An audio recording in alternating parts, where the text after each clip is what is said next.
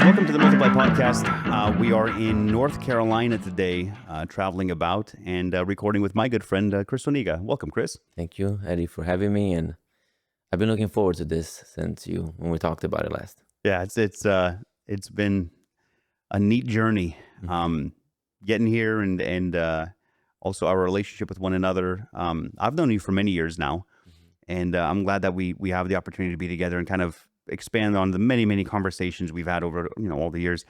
About 15 years we've known each other now, probably a little longer than that, from way back when we were doing like Pineal camps on the West Coast, and then visiting you guys in Phoenix, back when we both lived on the West Coast, back before we immigrated across America. And yeah, quite a journey. How long have you lived out here in North Carolina now? Since June of 2019. Oh, wow. Yeah.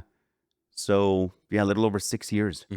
Yeah, I'm just coming up on 4 this January of living out here in Tennessee. But yeah, no, we go back a ways. You served, I think from where we got to know each other, were you at Grace then? Or no, it was before then. It was before that. It was at Elim when Right. I think it was with the Pineal camps when I think you had a pretty big part in that as well. Yeah, we were, Yeah. me, you, your brother Paul. Yeah, we're all working together. Yeah. And yeah, your brother Oli, obviously, who's the head of it. Doro Gurban, Alim Barta, Kalim Gog. There's quite a few of Yeah, us. so it's been quite a bit since then.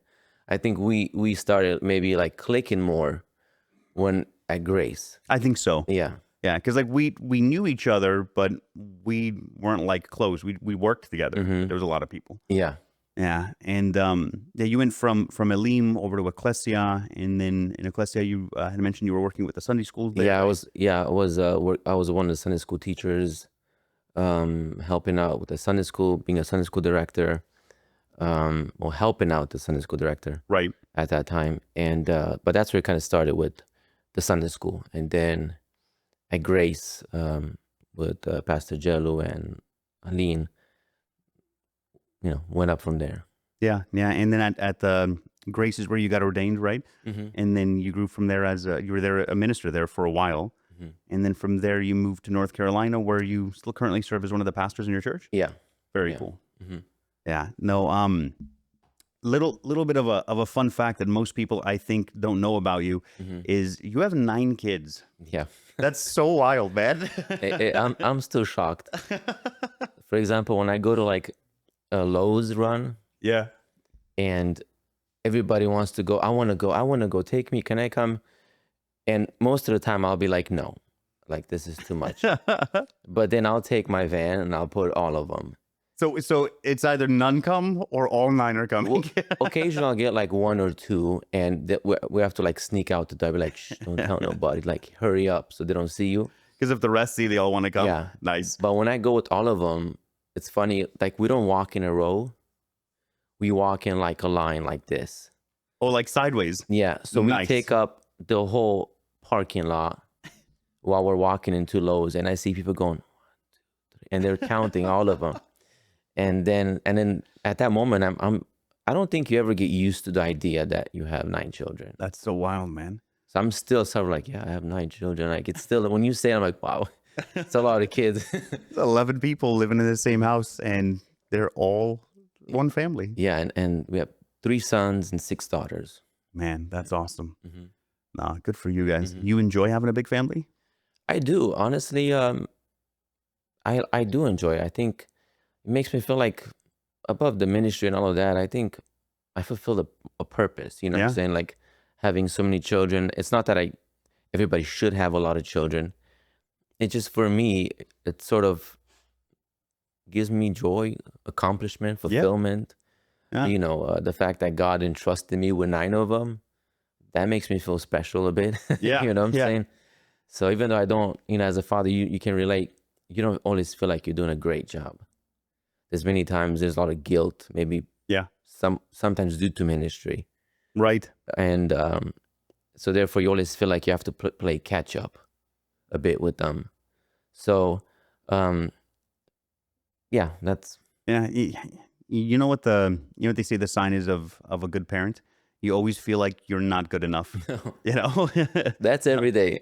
No, honestly, it's just Yeah. like, man, I want to do more for my kids. I wish I did more. I wish I was there. But I wish I was there for that moment, or I should be more intentional. I got to take them out more. And it's always, kind of like on an open loop in the back of your mind. Where you're like, I need to do more. And no, that's a good signifier. Yeah, you and your awesome wife, Anna. We've gotten to know you guys, and I've gotten to know your kids. We stayed at your house, a little while back when I came to teach at your guys' church, and really got to know your family and your kids and stuff. And we had a good time, man. Yeah, it was fun. It was fun. What I really, because I came with Simida, my wife, and what we really enjoyed hanging out with you guys is seeing the dynamic between you and your kids. Like, your kids they definitely understand that you are their parents, but they also have a friendship with you. And it's something that I always admired and I always looked at, because, anybody that knows me or that knows you, that wasn't our relationship with our parents. No. Even though I think they did a really good job. Same. I don't think I can throw anything in my parents' face. Yeah, same. I feel the same way. I feel like they've done their best. Yep. Now, is there some things that I could do different? Course, but also because it's different generation, different times. Yeah. They dealt with things different. 100%. I deal with things different. So culture, everything I think relates. And it's neat to see like what we've come out of and where we are, and it makes me excited to see where our kids are headed. So anyway, we could talk about that at length, but give us a little background, Cris. Where were you born, and what was your journey to faith like? Like, you were born in Romania? Yeah. Yeah. And then at what age did you come to the States? Like, I want our listeners to have a little bit of an understanding of who you are, at least, in a general synopsis of like, you grew up in the Romanian American church, you got saved. What did that look like? Yeah. So I was, even if it matters or not, I'll just say it, but August 31st, 1987. I'm young. Came to the States in 1997. August 10, 1997. So that same month, I turned 10. I grew up in, at least in my view, one of the best families ever, in my view. My dad was super dedicated and devoted to everything he did. He did everything with excellence, I would say. Yeah. My mom was, sort of our Romanian traditional culture. The woman ends up being like, or the mom ends up being more like that spiritual factor, like the praying, the everything. Like, my mom said, "Okay, guys, it's night. It's time to pray." All the kids gathered, and including my dad, got on his knees, and she conducted the prayers. My dad was heavily involved in sort of like communist times, churches not being destroyed by the bulldozer. He organized people to stand on the scaffolding to not destroy it.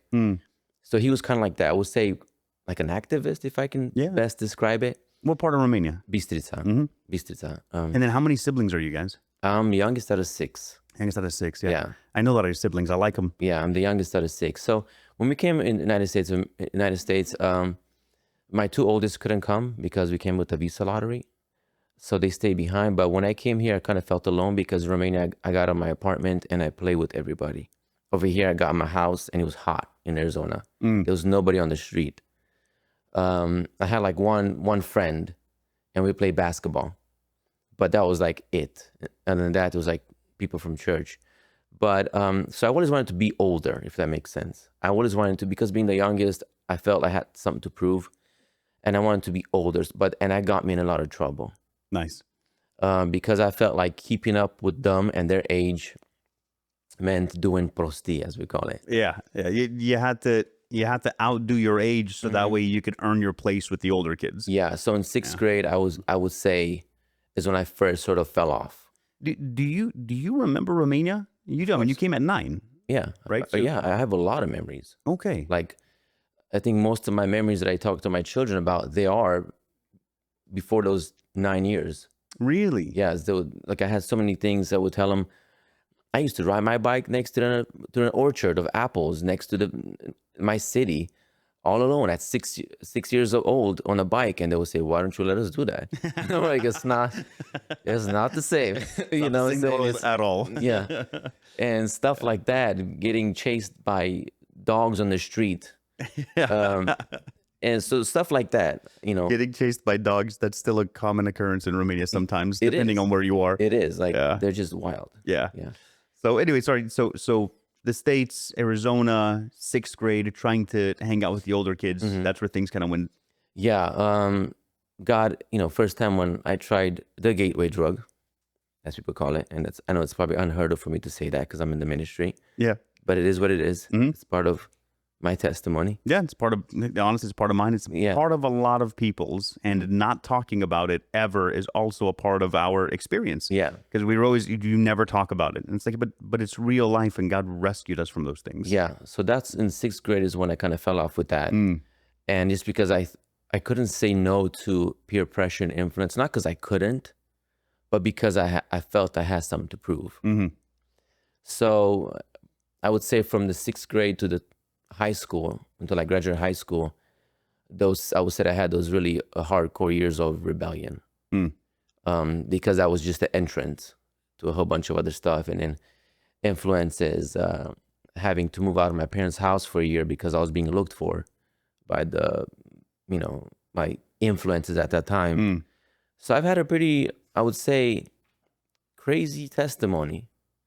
Being on the prayer list at church, coming home at, early in the morning, 3-4 o'clock in the morning, finding my mom on her knees praying for me, and my dad agitated because she kept him up all night, and so that was kind of my upbringing. I mean, they did nothing wrong. I wouldn't say, well, because they did this to me, this is why I ended like this. No, I can't say that. Right. I think some of us like to make excuses for bad behavior, but maybe the honest truth is we wanted to be like that.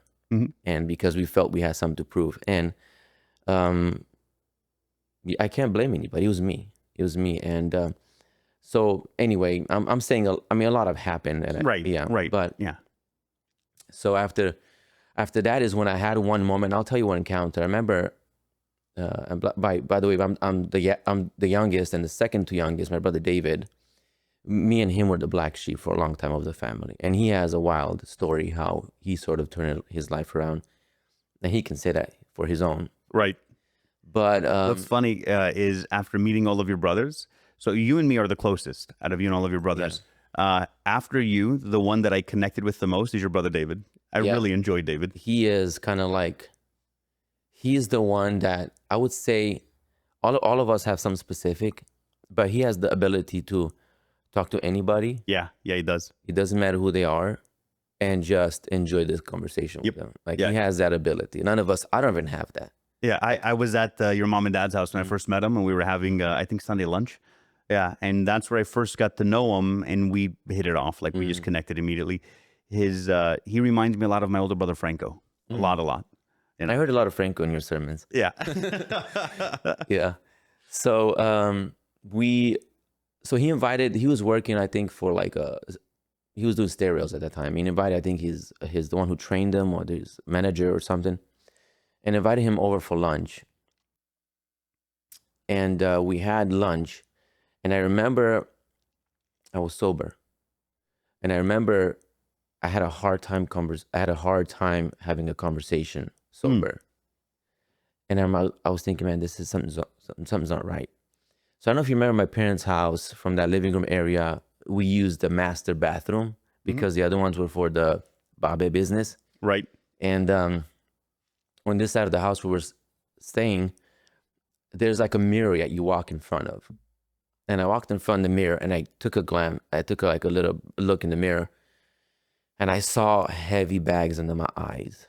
I saw my clothes drooping on me. And I used to be obsessed with the gym and working out. I'm not anymore, as you can tell. But I walked in front of that mirror, and I just looked at myself in the mirror, and I'm going, and it's the exact words I used. I said, Cristi, you look like hell. That's the words I used. Yeah. Like, you look like hell. You look like a mess. Yeah. You were being honest with yourself. Yeah. And for some reason, that look at myself was the beginning of converting back or coming back. Because keep in mind, I was raised in a good home. Right. I remember before I moved to the States, I think it was Peniel 1997 or 1996. It was at Ibiza. And there was an altar call. And it was the first time in my life. So I was either 7 or 8 or 8 or 9. First time in my life, I went to the altar as a kid. Like I've never been, I was goofing off around the campsite. I didn't care for, but we're not really just goofing off. Right. I was Ollie's brother, so I just did whatever I wanted in a sense. Your brother ran the whole thing, so you could kind of just that run sort of around. Entitlement, you know. And that's the first time I went to the altar. And I remember that scene. I went to the altar. I've never felt anything like that. I remember I cried. I remember my sister came and embraced me. It was a very special moment. Like I'll never forget that. And then I went from the big tent to the small tent. And I remember when I went to the small tent, this is before God, as I'm saying this, in the presence of God. I don't have to swear to God or nothing. I don't have to do all that. But what I'm saying is serious. I saw a demon with my like in the flesh, standing by the tent. And he kept doing like he's taunting me, like pretending to run after me. And I remember I turned back and I ran to the big tent. And I haven't spoken to anybody for years and years because I was scared out of my mind. Right. So that same night, I had a crazy encounter with the Holy Spirit, which marked me. I'll never forget it. And the same night, I saw the spiritual realm with my eyes open, which I can still describe what I saw. Wow. So I've always been sort of connected with faith and, being raised up in a very good home. My mom was, God used her in the gift of prophecy and visions and dreams. Right. I gotta ask, describe it. I'm curious. What did it look like, this thing that you saw in the flesh? Yeah, so this demonic entity, which was clearly demonic, the limbs part were very dark. Hard to describe the fingers and the toes, but the face. The face was blotchy red, if I can describe it. Was it like a human face? It had the human shape of a head, but it was, I remember the grin on the face. I remember that. I'll never forget that. But for some reason, it was dark. It was just very dark because the tent was dark. But for some reason, I cannot forget the spots of red on the face. Wow. I don't know why, if that means anything. I have no idea. Yeah. I just remember I'll never forget that. That's wild. Yeah. And especially as a little kid to see that. And I ran with everything I could. I bet. Because I was scared and I didn't know what to do with it and I didn't talk to anybody. And that sort of instilled fear in me because it affected me after I moved to the States. My parents were janitors in big commercial buildings and we would clean offices. So my dad would say, hey, go take the trash out. And it was dark behind the building. And you would think about... Of course, I was scared. I was like, I'm going to find something there too. So for a long time, I remember I had a nightlight. I slept with the nightlight for a long time.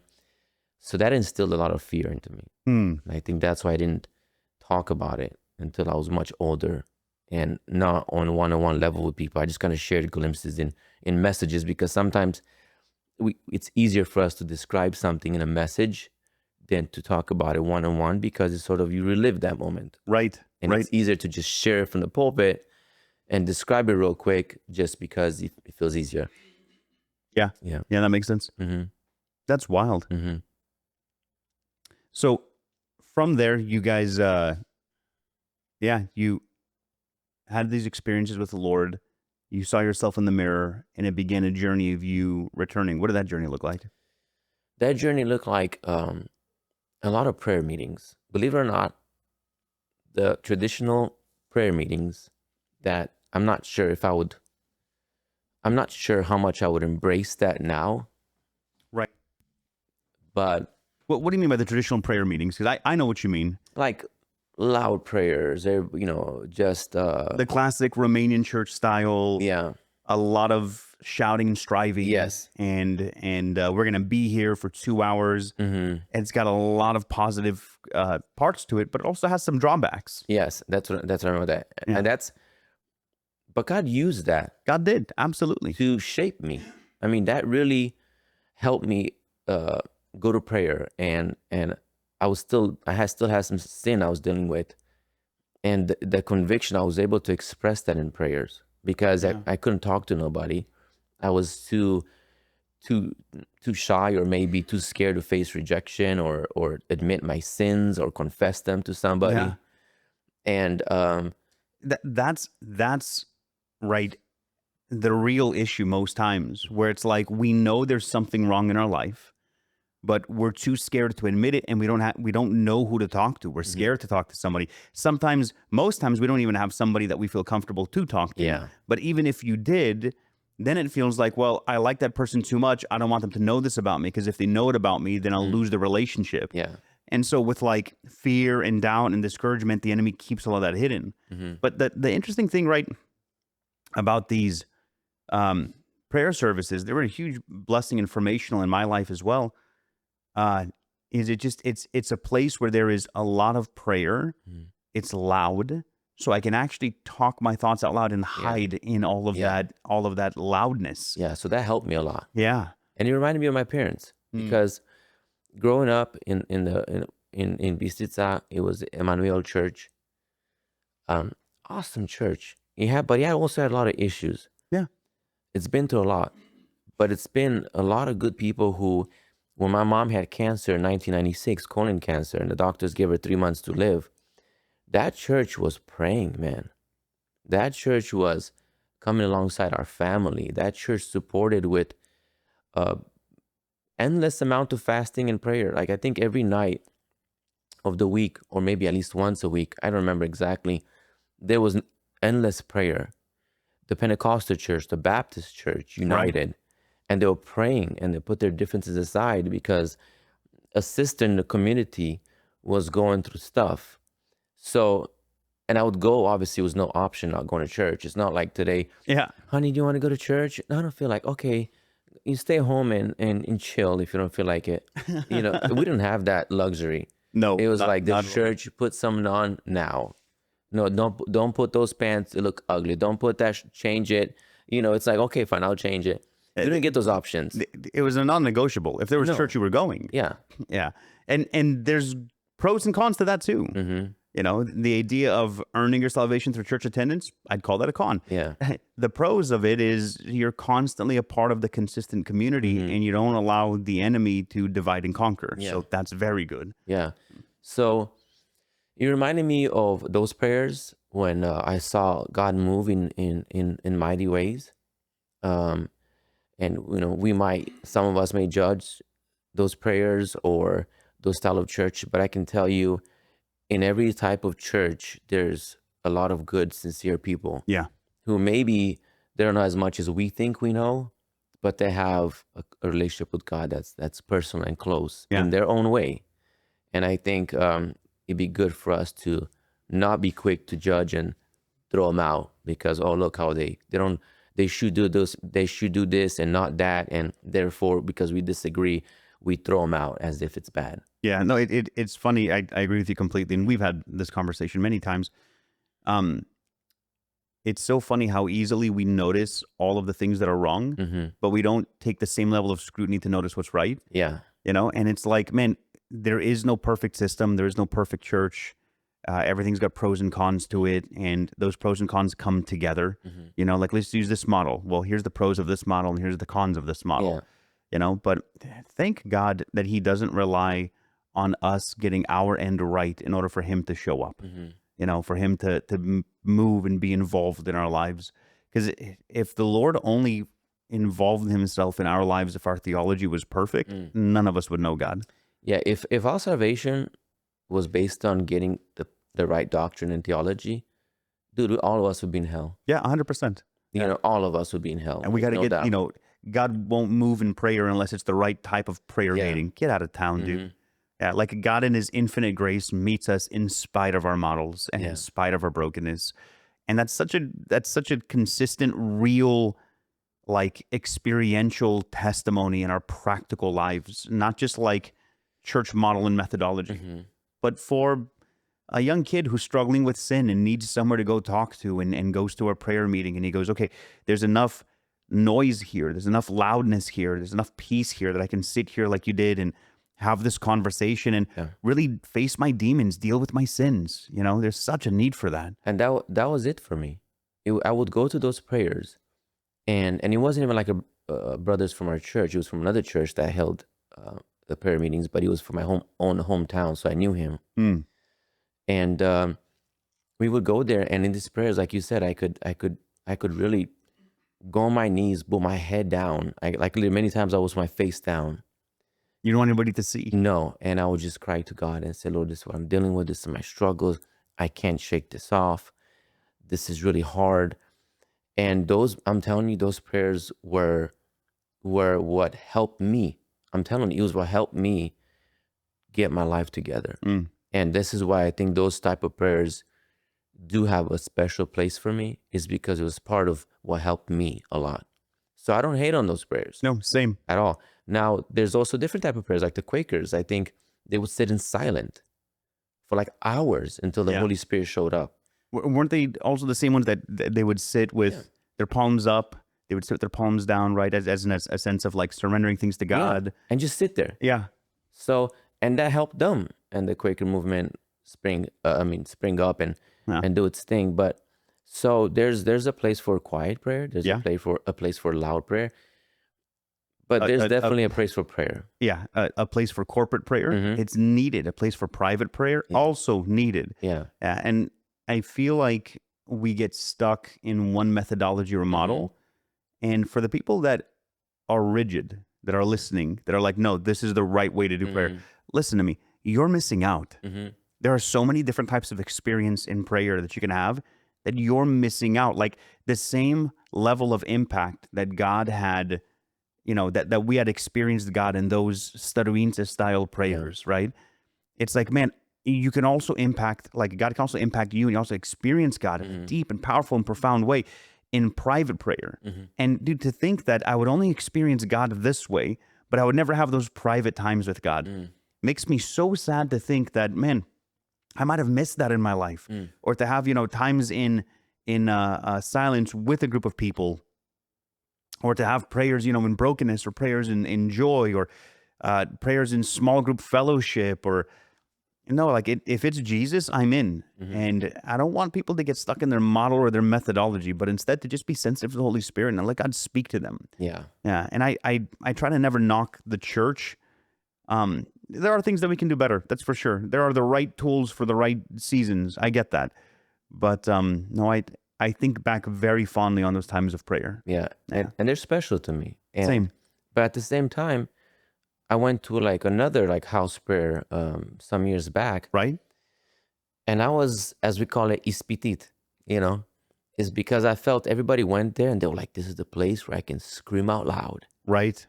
And meaning they seek the experience of that sort of prayer, not the person or the presence that we should seek in those prayers. I believe so many people who just are used to those type of prayers, I believe they seek the experience of that prayer. Yeah. Which they will, like you said, they will never experience the beauty and the joy of personal prayer.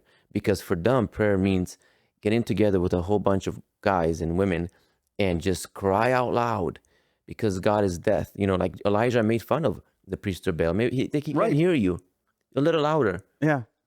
God has Maybe perfect he's busy. hearing. He can hear your thoughts. Yeah.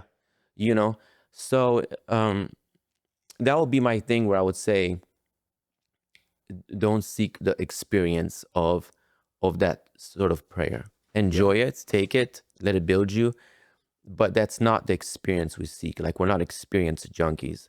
You know, a powerful prayer of Hannah, I believe, the mother of Samuel, had no words. Yeah. It was, and Eli was like, she's drunk. You know, but she was crying out to God.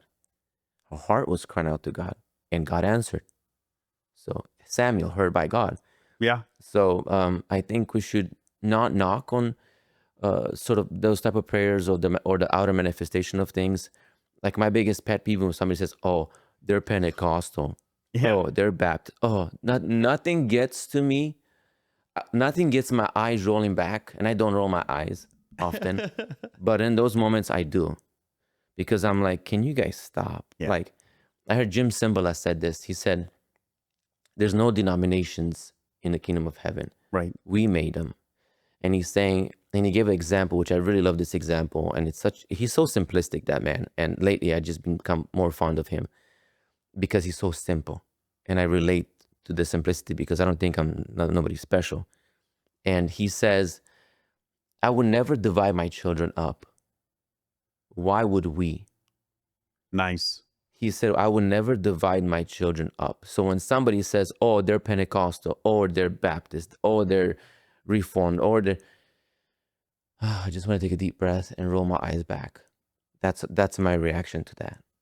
Is just, are you happy in the church you're in? Okay, thank God for that. Yeah. Do you believe in Jesus? Do you They're know? happy Do you love in him? it, yeah. Great. Yeah. The details and the methodology, dude, each their own. Yeah. And not to fall into the trap of ecumenism to the degree where we accept heresy into theology. No. Yeah, no. And I get that because there are sides, and I get that. But no, that makes a lot of sense. I do feel like we make so many dividing lines between types of Christians. And I've met some, so I'm Pentecostal. I've met some Baptists that, dude, they're like brothers to me. You know, I've met some people that are neo-Calvinists that I don't agree with their theology, but they're good friends of mine. Yeah. I met some people that are way more charismatic than I am. Totally good friends of mine. I know other Pentecostals that grew up in the same church that I do not agree with them at all. Yeah. You know, so and then obviously there's Pentecostals I do agree with. And it's so funny because I just feel like, man, like, do you really know Jesus? And if you do, then I think we're going to get along just fine. Yeah.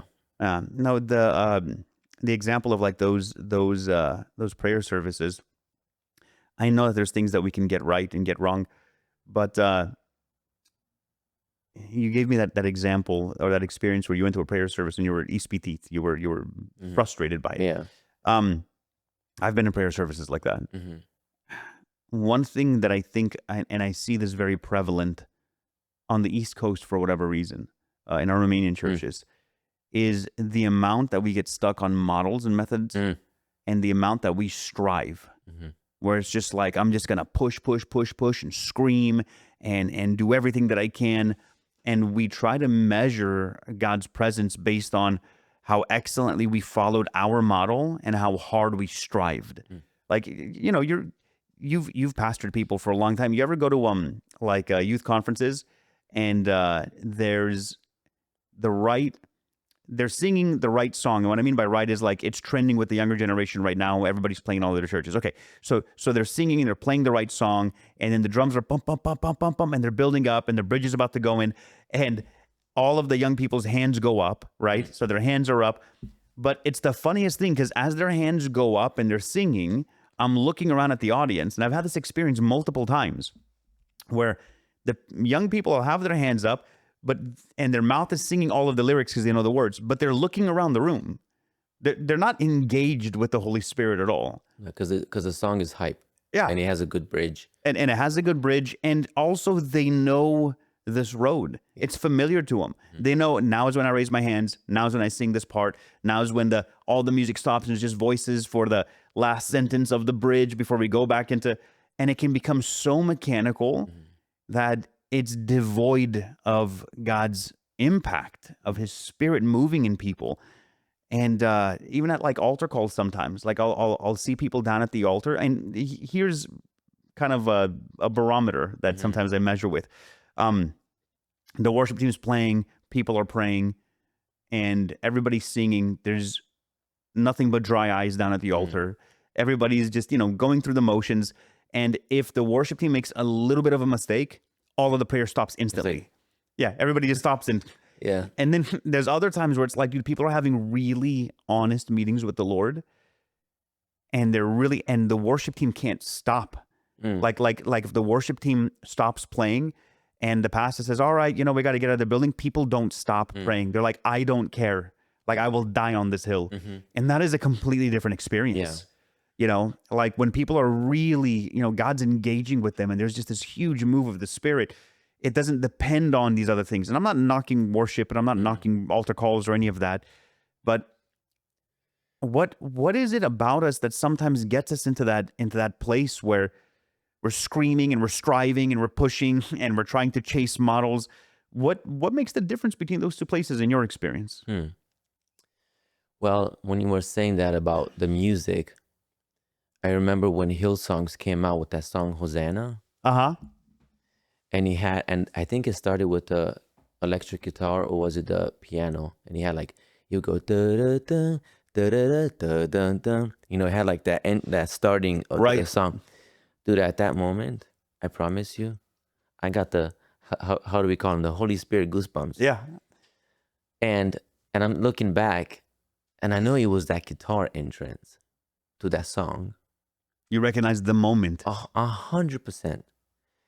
And that song was like, made me really want to worship God. So I think many of us cannot tell the difference between the flesh and the spirit, even in those moments. I strongly believe that. It's because I'm musically inclined. I grew up in a family where my dad started a choir, started the fanfare, started the orchestra. He wasn't like a professional, but he just loved music too. Yeah. My oldest brother, Remus, he was forever the music director at a church, and even was teaching piano at a school where I went for my first 3 years of life in Bistrița. He's the director of a Christian school, Logos, in Bistrița now, which I'm proud of my brothers. That's why I'm saying that. Yeah. I love them. And, but being musically inclined, and he's actually the reason why I went to music school my first 3 years of life.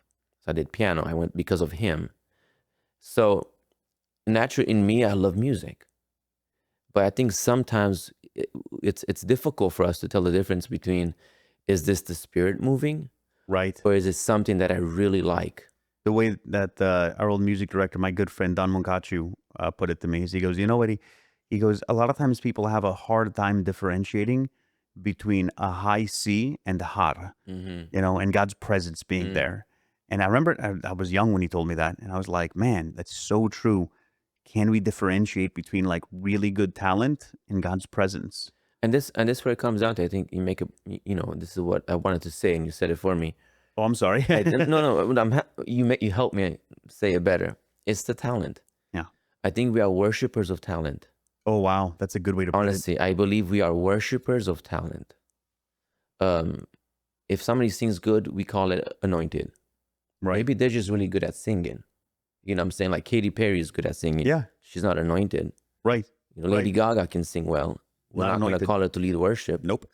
So I think it depends on the church. Some churches might. Anyway, sorry, we'll stop that. No. So I think this is where we are. I think sometimes we are worshipers of talent. Yeah. And even good preachers. I mean, we have one local here in North Carolina. He's a very good communicator, but he says some dumb stuff. Yeah. Yeah. You know, so, and I think sometimes that's where we worship talent.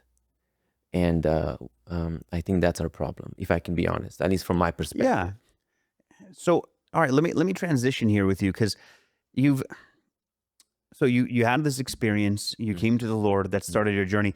You've been on both sides of the spectrum. And what I mean by that is you were somebody who was raised in a Christian home, but you also rebelled against it. I did. You were somebody who came back and was a part of, the church and a part of the youth and so on.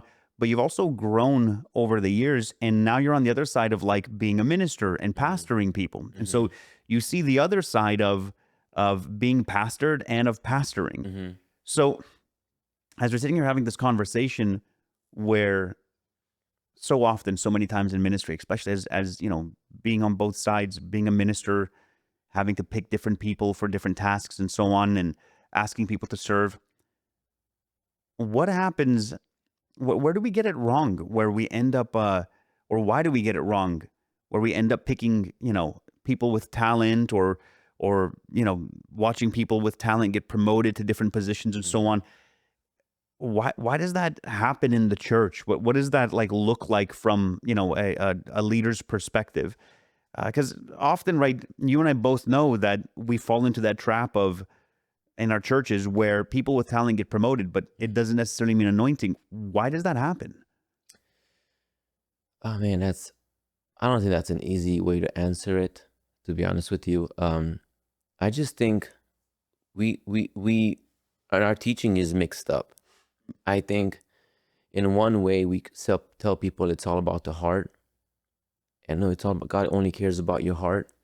And then the other way we tell them, but you know what, you got to be perfect at it. Right.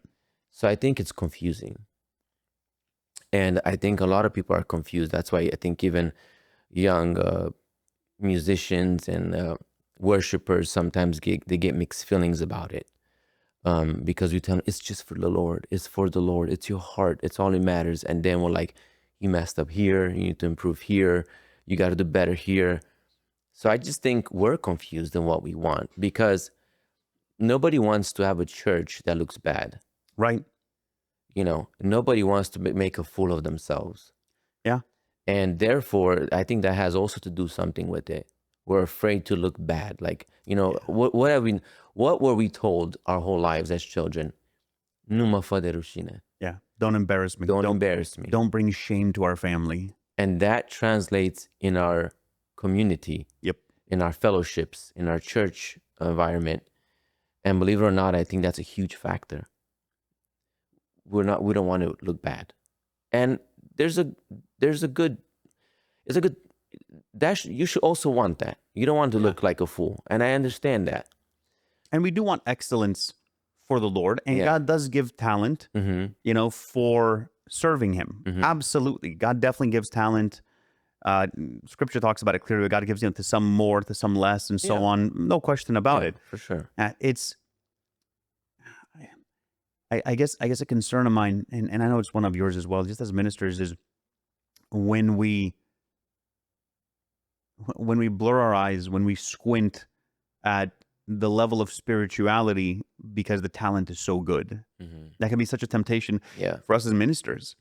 You know, and it's even seasoned within our speech, right? Where what do we talk about whenever we talk about a great singer from our church? We go, oh man, you know, I've got this guy who leads worship at my church. Dude, he is so talented. It's the first thing we say. It's the first thing we say, right? But we don't say, man, dude, I got this guy who leads at my church, man. God, like, he has such a way of being sensitive to the Holy Spirit where God's presence is ushered into the service. We do say that too, but typically less. I don't know. Very rare. Yeah, like it's not even the second place. Yeah, honestly. Or the third. Yeah, like it's usually he's so talented. He went to this school. He does, you know. Yeah. And it's funny because I'm gonna relate this too, because having daughters, I find myself always sometimes saying, "Watch how you dress." I'm a guy. I mean, from a guy perspective, right? You know what young boys what are. They look at. You know, and obviously I don't want my daughters on display. I was on the other side of before, where I know where I looked up when I was a kid and what attracted me, and I'm like, I don't want that for my daughter. You know what I'm saying? I might get in trouble for whooping somebody. You know, right? So merited though. Yes. So with that said, I tell them, listen, when you look in the mirror and you put something on, where do your eyes look at the most? Because if you're looking like this the whole time, people are going to see the same thing. Right. Same thing with church. If talent is the first thing which you promote, talent is the first thing everybody's going to see. Yeah.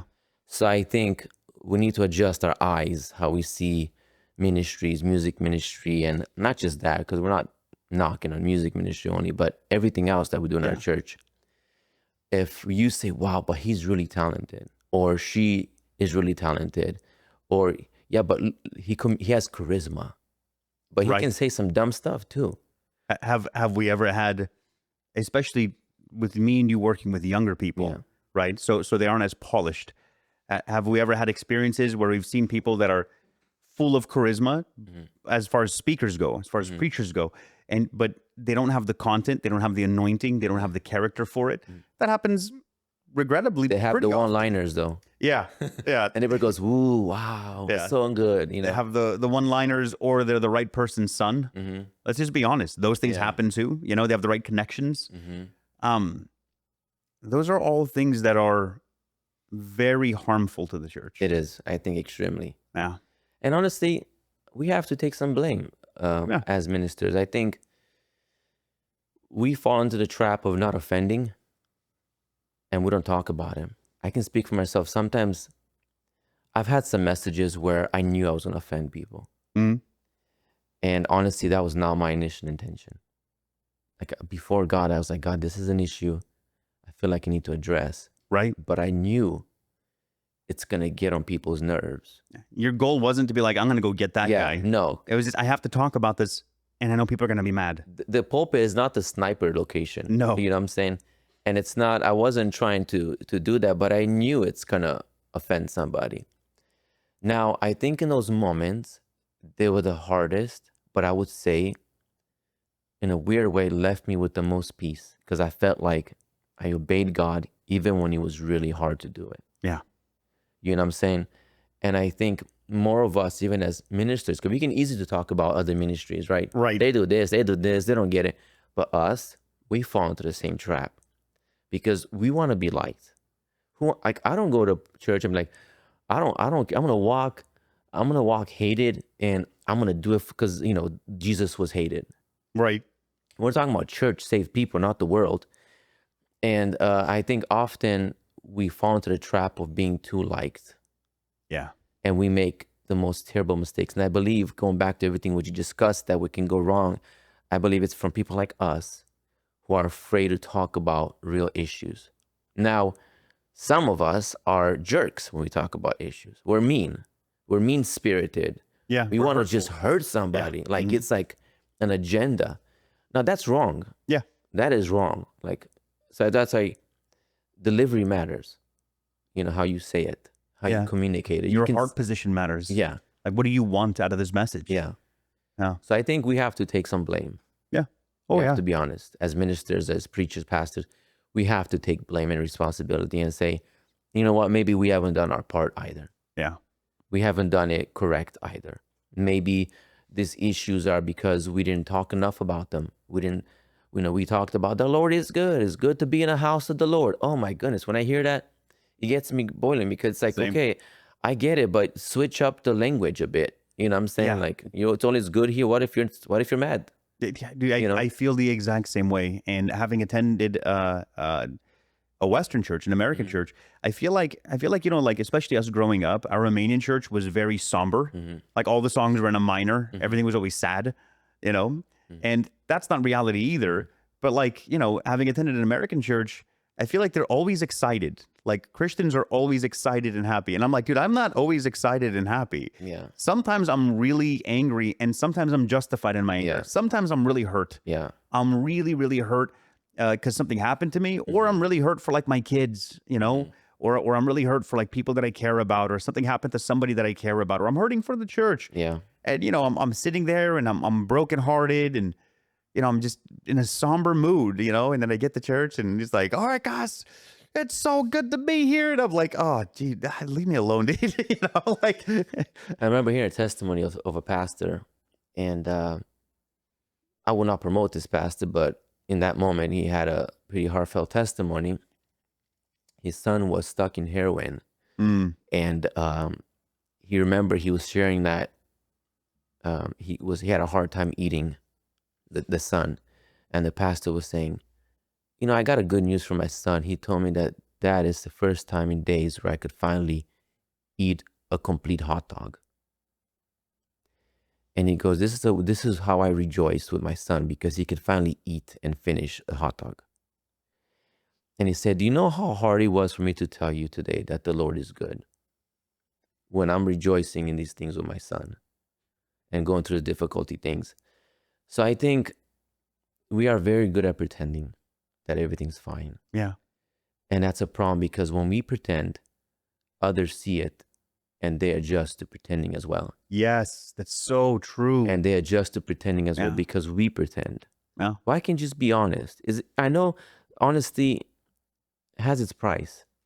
Yeah. Honesty will offend people. When you're honest, people will think you're attacking them. And you're just trying to be honest. Right. You're just trying to say, I think this is an issue and this bothers me and we should address it. And it's going to offend people.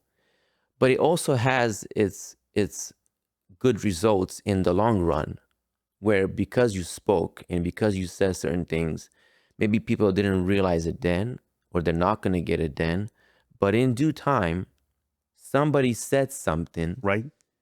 oh, I think this is what he meant to say. Up front, it's going to be nasty. Yeah. Yeah, it's going to hurt. Yeah. And Plato's, the famous philosopher Plato, he says, no one is more hated than he who tells the truth. Mm. And there's a lot of truth in that because most times, because of trauma, because of fear, because of bad experiences, because of insecurities, we don't want to deal with certain things that we keep in dark corners of our heart.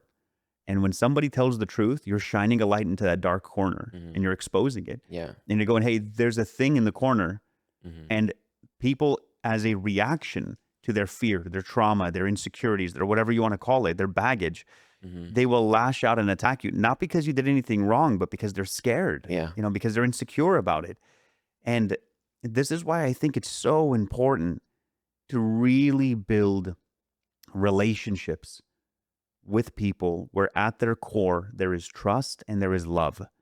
Because if you can love somebody and have a relationship of love and of trust, in spite, not because they're good, not because they deserve it, not because they've earned it, not because they have talent, not because they're excellent, not because you can get something from them, not because they come from the right family, not because of any of those reasons, but just because they're a human being. And if we can build a relationship of trust and of love that is strong enough, you earn the right to bring up those conversations and to look into those corners and to sit there and to go, hey man, like I love you enough that I know that this might hurt, but I want to talk to you about this because it concerns me because I care about you. And that's when people are willing to say, all right, I'm willing to have an honest conversation. And you don't have to have all the right answers. It's, hey, I don't know how, I don't have the answer for this, but I'm willing to walk with you through it and it's going to be okay. And I want you to be good through it. I want you to come through on the other side. And I feel like that's what discipleship is. That's what being a brother in Christ is. That's what being, a Christian is to have those relationships and then to work on those things and then bring them out and then to have God transform those areas of our hearts. Yeah. And I think another way of looking at it, we also, sometimes we fall into the trap of trying to convince the person on the spot to understand what we're saying. And for example, I heard this analogy and it stood out to me and I think it's real. For example, in Arizona, like a solar city, they want to sell your solars. Okay, They will come to your house. The sales guy would come to your house and he would, talk about the solars and all that stuff. And then he would say, do you think you'd be interested? And you'd say, yeah, I think I'd be interested. I think I want to do it. And they say, hold on, let me get this guy. And when the other guy came, he was the closer. And he would close the deal. And he wasn't, not the guy who sold me the solars, but they had a closer who knew all the stuff that required into closing the deal. The logistics, the finances, the everything, the loan, the everything. And I think sometimes when we talk to people, we want to be the closer too. And sometimes you're just not. Wow. You're just not the closer. Like you just are there to just let them have it. And sometimes I feel like some of us deal different with things. Like I've had shouting matches with people too. And then I realized, man, that was unnecessary. Like I took it too far. And I think people who do, we fall into the trap of making them understand on the spot. And we get frustrated because they don't get it on the spot. Or they don't understand me on the spot. Right. But we're not the closers. We said what we had to say. Let life and experience and time teach them, or the Holy Spirit convict them. Right. But I'm not always responsible to close that deal and to fix it on the spot. I should talk about it. Like I'm a talker. I don't like letting things go by. It annoys me.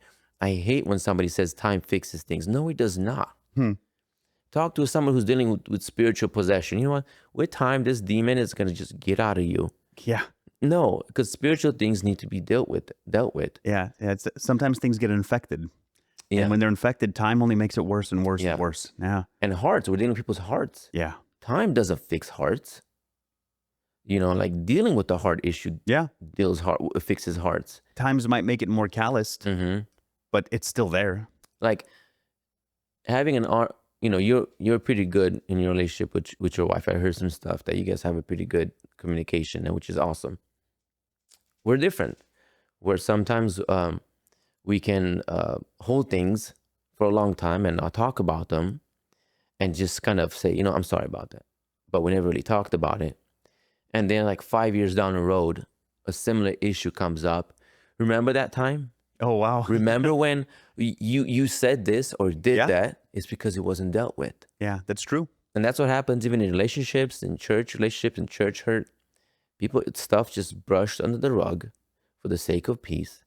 They find themselves in the 5-10 years down the road. Like I've heard people like older church and elders and leaders have, just yell at each other going, this is from 1988 when you did this. And we're like, brother, we're in 2000. Yeah. Yeah. And that happens. Mm-hmm. Oh, yeah. How in the world do you have such a you don't know what you ate yesterday, but you remember what somebody did to you in 1988. I was one. To it. Yeah. You know what I'm saying? And I think that's the problem with letting times fix stuff. Yeah. No, it's so good what we're talking about here.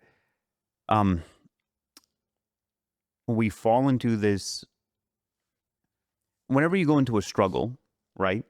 Whatever the struggle is, because somebody hurt you, because you did something wrong, because you have some deficiency in your life, because you have a bad coping mechanism and insecurity, whatever the thing is, until you deal with it, it's not dealt with, right? And so sometimes you'll go through a trial because of some bad mechanism in your life. Yeah.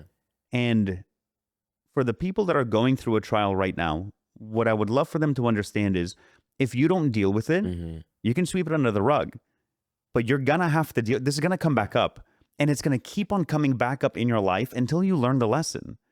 So why not learn the lesson this time around instead of waiting for it to come up another time in the future? Yeah. Right. And that's happened in my life so many times as well, until I learned the lesson. Yeah. And it's like, man, I want to learn a lesson once.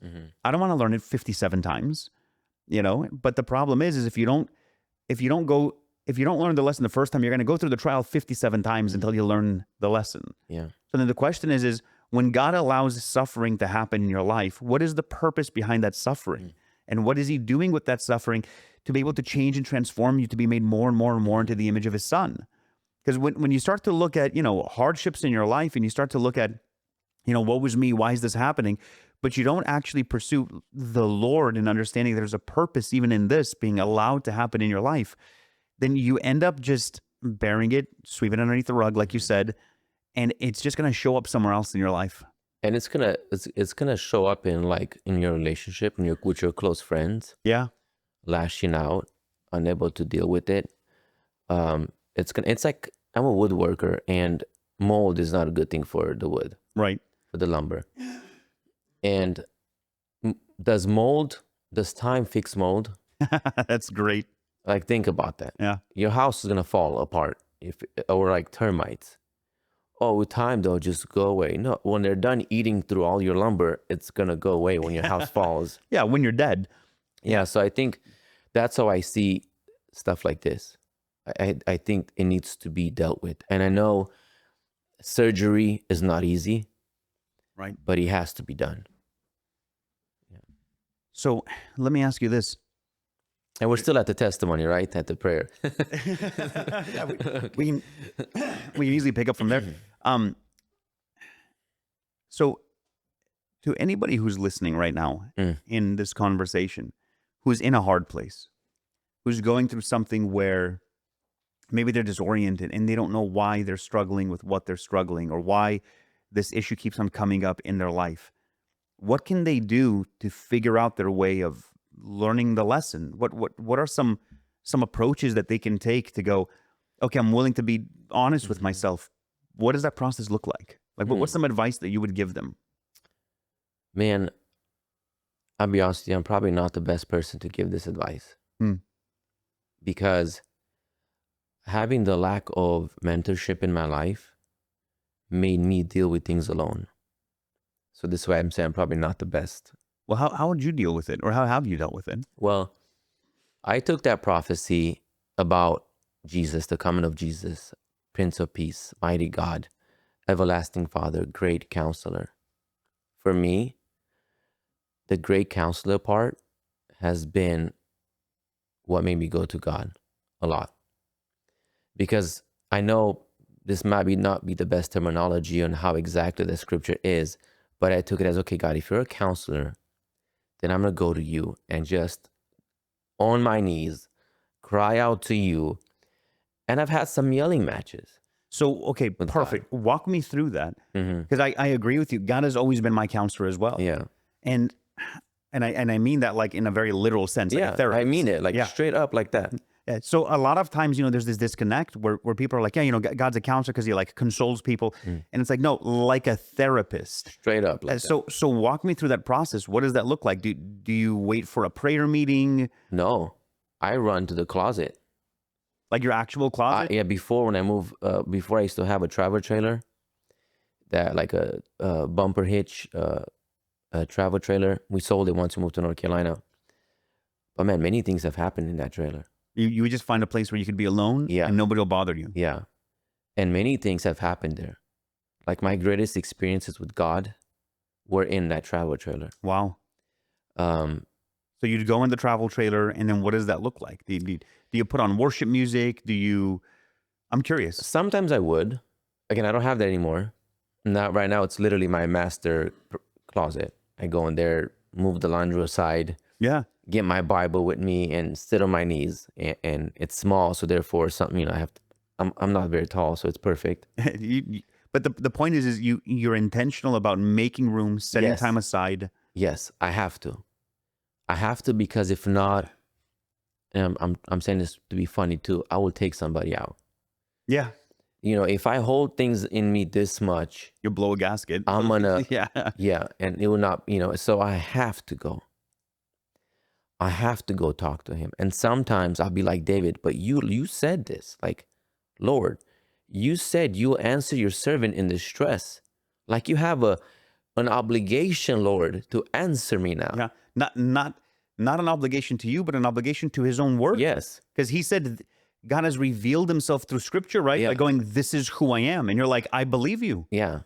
So sometimes I'll do that. I know I'm not right, put it this way, because I'll end up my therapy session, if I can call it that, with like, Lord, I'm sorry. Right.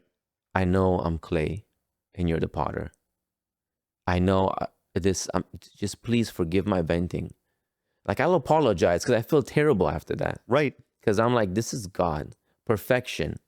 Like perfection to my standards, but his perfection is way above my standards. So it's a lot more than I can understand. So I can't help not apologizing after that. Like, I'm sorry. Like I feel guilty for doing that. Mm-hmm. But if I don't do that, if I don't go to him and talk to him and truly express all I feel, I'm going to go nuts. Like often I ask myself, how do unbelievers do it?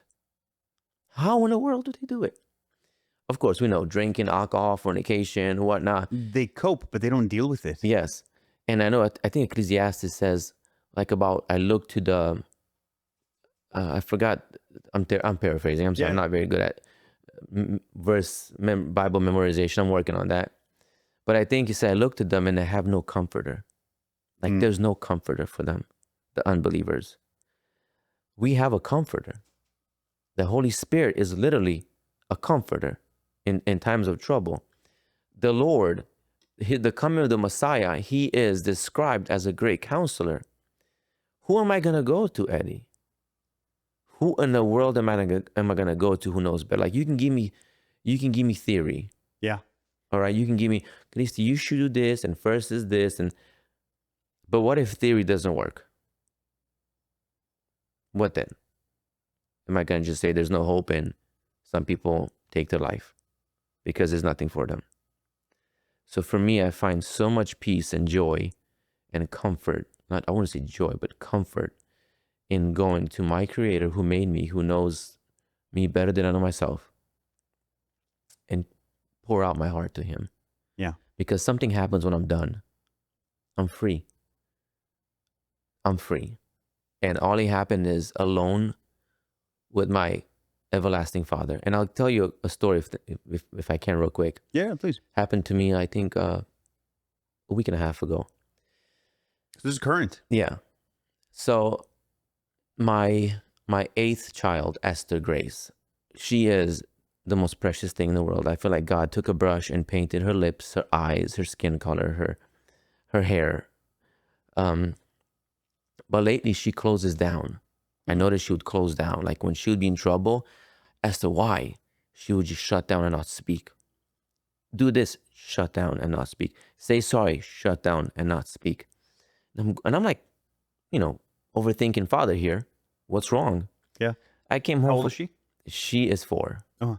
So I came home from work one day, and it was an earlier day, and I really wanted to take a nap because I was tired. And Esther goes, Tati, can we go on the porch? So I was gonna like, Esther, I'm tired, not now. But something, I was like, just go. She was asking me to go on the porch. I went on the porch with her, and I began to sort of like, like a concerned father, like, does she not know the gospel? She's 4, you know what I'm saying? But of course, I'm overthinking. And I began to explain to her, and I was like, Esther, how I have 3 sons? She goes, no, we have 2. And I was like, no, 3. Like, Joab has long hair, but he's a boy too. And we had that conversation, and I'm saying, God also had a son. And I tell you to listen to me all the time. Well, God told his son to listen, and he had to go and die on the cross for us, for me and you. And I made it as simple as, honestly, the Holy Spirit gave me such simple words. I was like, well, I can write this down. This was simple. This is a Sunday school class lesson. Mm-hmm. And so then and I was like, oh, look at this red leaf. And I was like, doesn't this remind you of the blood of Jesus? And she goes, yeah. And look at the veins. And doesn't it remind you of our veins? And she goes, yeah, blood goes through veins. And now we started having a conversation. And remember, she looked at me and just smiled with like proudness, if I can describe it. And I'm going, that was cool. She hasn't done it in a while. She's 4, of course. I'm overthinking it. Right. But then she started bringing leaves to me and all of that. And all of a sudden, I saw her mood change. And then the Holy Spirit spoke to me so clear. Of course, not an audible voice. Right, but in your heart. In my heart, it was so clear. I said, Cristi, what changed her mood? It was the presence of her father. That's what changed her mood. You're trying to do everything, and you're in the mood. You know what would change your mood? Staying in my presence. So that's why I think it's so important in your alone time to have fellowship with the presence of God. Like, you have to. It changes the mood. It helps you in your everyday life. Like, I'm telling you, it's a must. Yeah. It's an absolute must. As you claim to be, we love to say, you're a child of God, you're a son and daughter and blah, blah, blah, and the right language. And people are like, yes, we are. And then none of us spend time with the Father. Right. How in the world, how is that possible?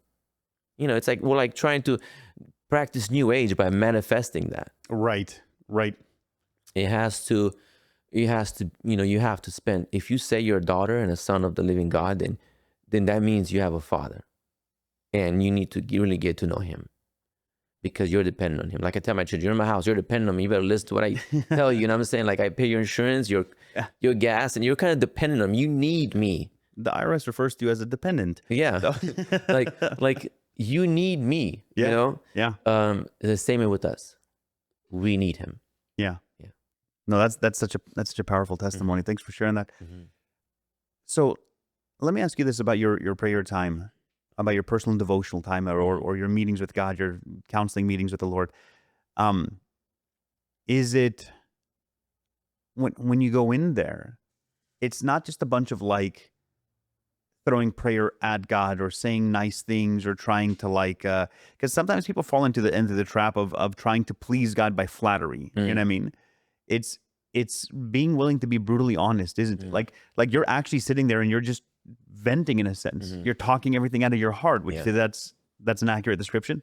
Well, I'm my own worst critic, unfortunately.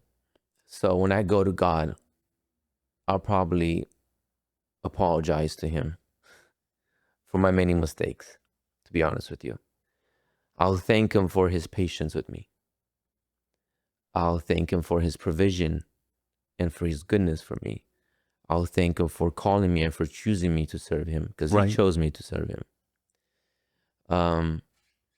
And it'll go from there. There's times where I'm like, I'll give him the speech. Like, we all have this memorization prayer.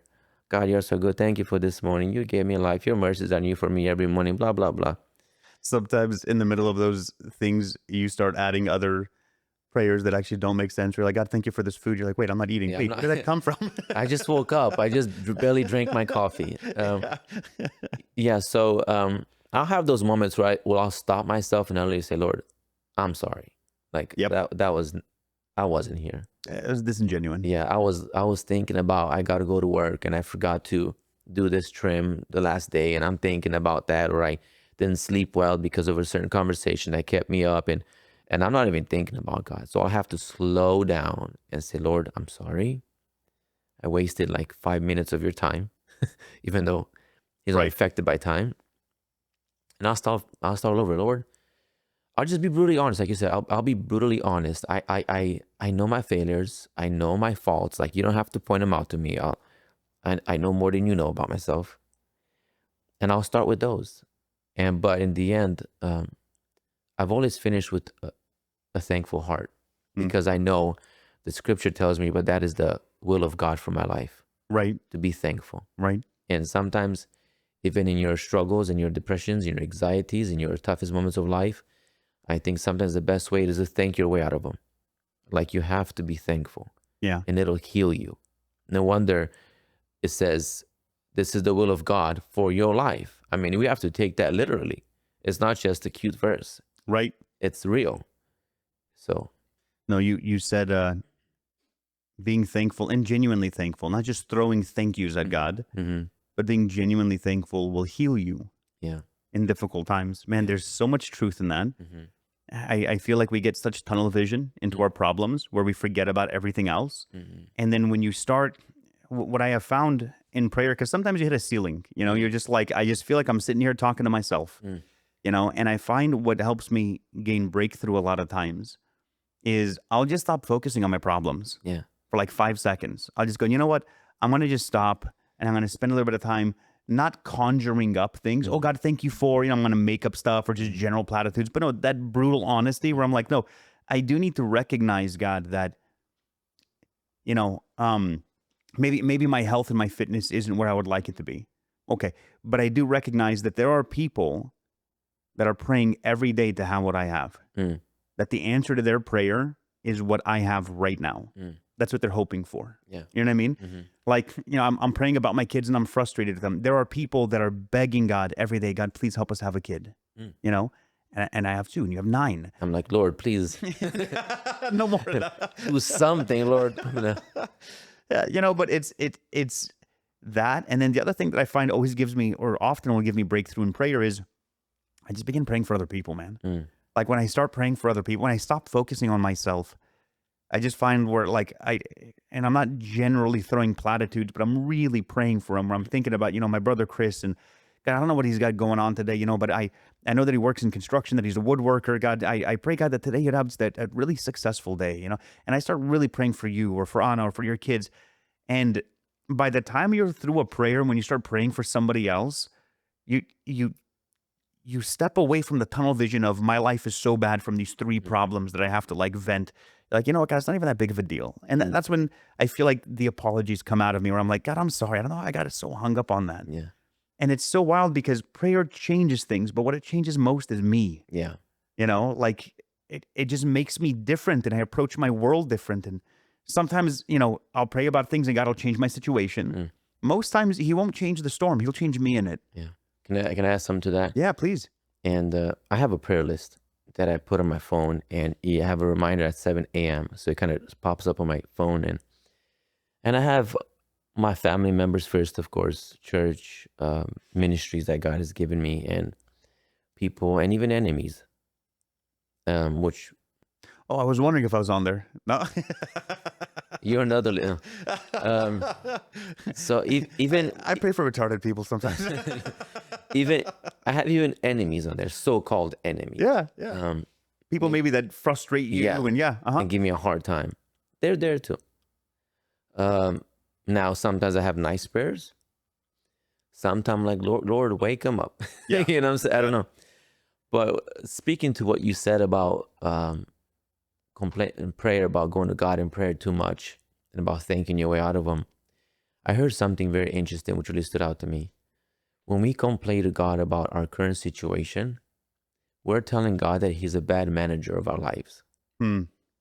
I don't know about you, but Oh, wow. I don't want to be like, God, you're a bad manager. My life is like this because you're this and blah, blah, blah. Like, are you willing to say that to God?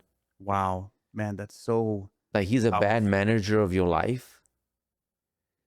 So this is a way, whether what I'm going to good times or bad times, I don't understand it. I still have the right to complain, don't get me wrong. Right. But maybe there's something in all of it. Yeah, I think what you said right there is so powerful. I still have a right to complain. I think that we make the mistake often of going, well, either I'm right, and so I can complain because I'm justified. And it's like, no, you don't have to. You have the right to complain even if you're not right. Mm-hmm. Yeah. You know? Have you read Psalms? Yeah. You know? Yeah. And, sometimes people fall into one extreme where they're like, yeah, I can't complain at all. Yeah. And, other times people fall into another extreme where like, oh, I'm justified in my complaints. Mm. And both are wrong. Yeah. And it's kind of coming, back full circle to, those prayer times and that, prayer closet. I feel like people don't know how to pray. Mm. Like you have to be honest with yourself. A lot of people aren't even self-aware. They don't even know how they are. Mm. They just go about through life. And it's like, man, would you be honest with the Lord and analyze yourself and not tell him all of the things that you think he wants to hear or tell him all of the things that you believe you value, but actually tell him who you are. Mm. And in order to tell him who you are, you have to know who you are. Yeah. And that journey begins in just being honest. I heard somebody say that when they pray, they put a chair in front of them for God Oh, wow. to listen because he helps them get more personal and open up. Yeah. Whatever. If it helps that person, go for it. Whatever works. Yeah, for There me, isn't a method. yeah. For me, sometimes I'll be in my car Yeah. and I'll sing a prayer to him. Mm. Because, Charlotte, you get in traffic, get stuck.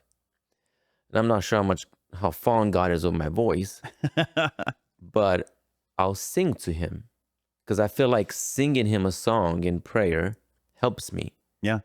And they have been, like, sometimes I'll just start crying and I'm like, I can't see in front of me. Right. And I have to stop and whatever. Just, as long as you make it personal. Yeah. So that's what I would say. As long as whatever helps you make it personal, find it. But you have to talk to him as if we're talking me and you, Eddie, like right now. Yeah. Yeah, we have cameras looking at us, mics in our phones, but we're in our faces, but we're still talking. Yeah. And I think sometimes we have to say, Lord, this is me. I acknowledge who you are. It doesn't mean that I'm having a conversation. I'm belittling who God is. Does it, like, sometimes we get guilt trip. I remember there was a season when, I know this sounds funny, but drinking coffee sends you right to the bathroom in the morning sometimes. Mm-hmm. And sometimes you're reading the Bible and you're like, I don't want to stop. But then the guilt is like, I don't want to take the Bible in the bathroom because someone's like devaluing the word of God. Yeah. It's like, brother, we take showers. God sees everything we do. Right. You know what I'm saying? Unless you go in your swimsuit, in the shower, which. Well, God can see through God made every bit of you. Like And sometimes we hide our openness to him through all these little things. Oh, I want to put my Bible on the floor because disrespectful. Yeah, don't do it. But if it happens, if you have nothing around you and you have to tie your shoelaces, put it next to your feet and tie your shoelace. Right. And I think sometimes we let these things get in our way of being open to him. Yeah. And we can't express ourselves fully because it's like, oh, if I do this, he's not going to receive it.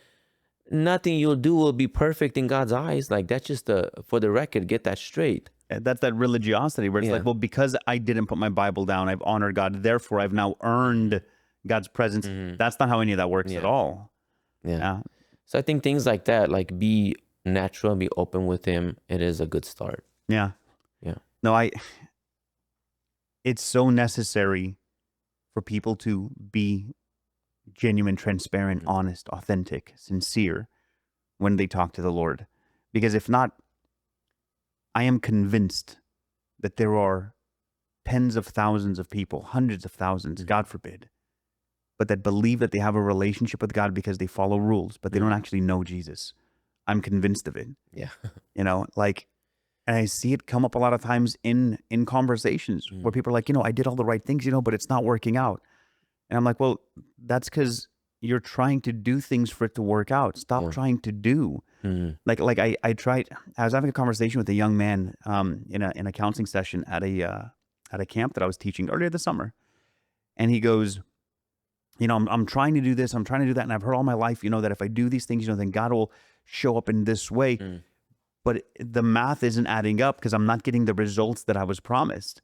And so he goes, I constantly feel guilty because I have some things in my life that I have to fix, and the guy says to me, he goes, I have this big burden, to serve the Lord, but I have some sin in my life and I have to get that sin fixed and solved so then I can get saved, so then I can go and serve the Lord. And then he moves right along. Like obviously we all know that, what he says is, the way that it's supposed to be. That's how he was saying it. And I go, wait, stop.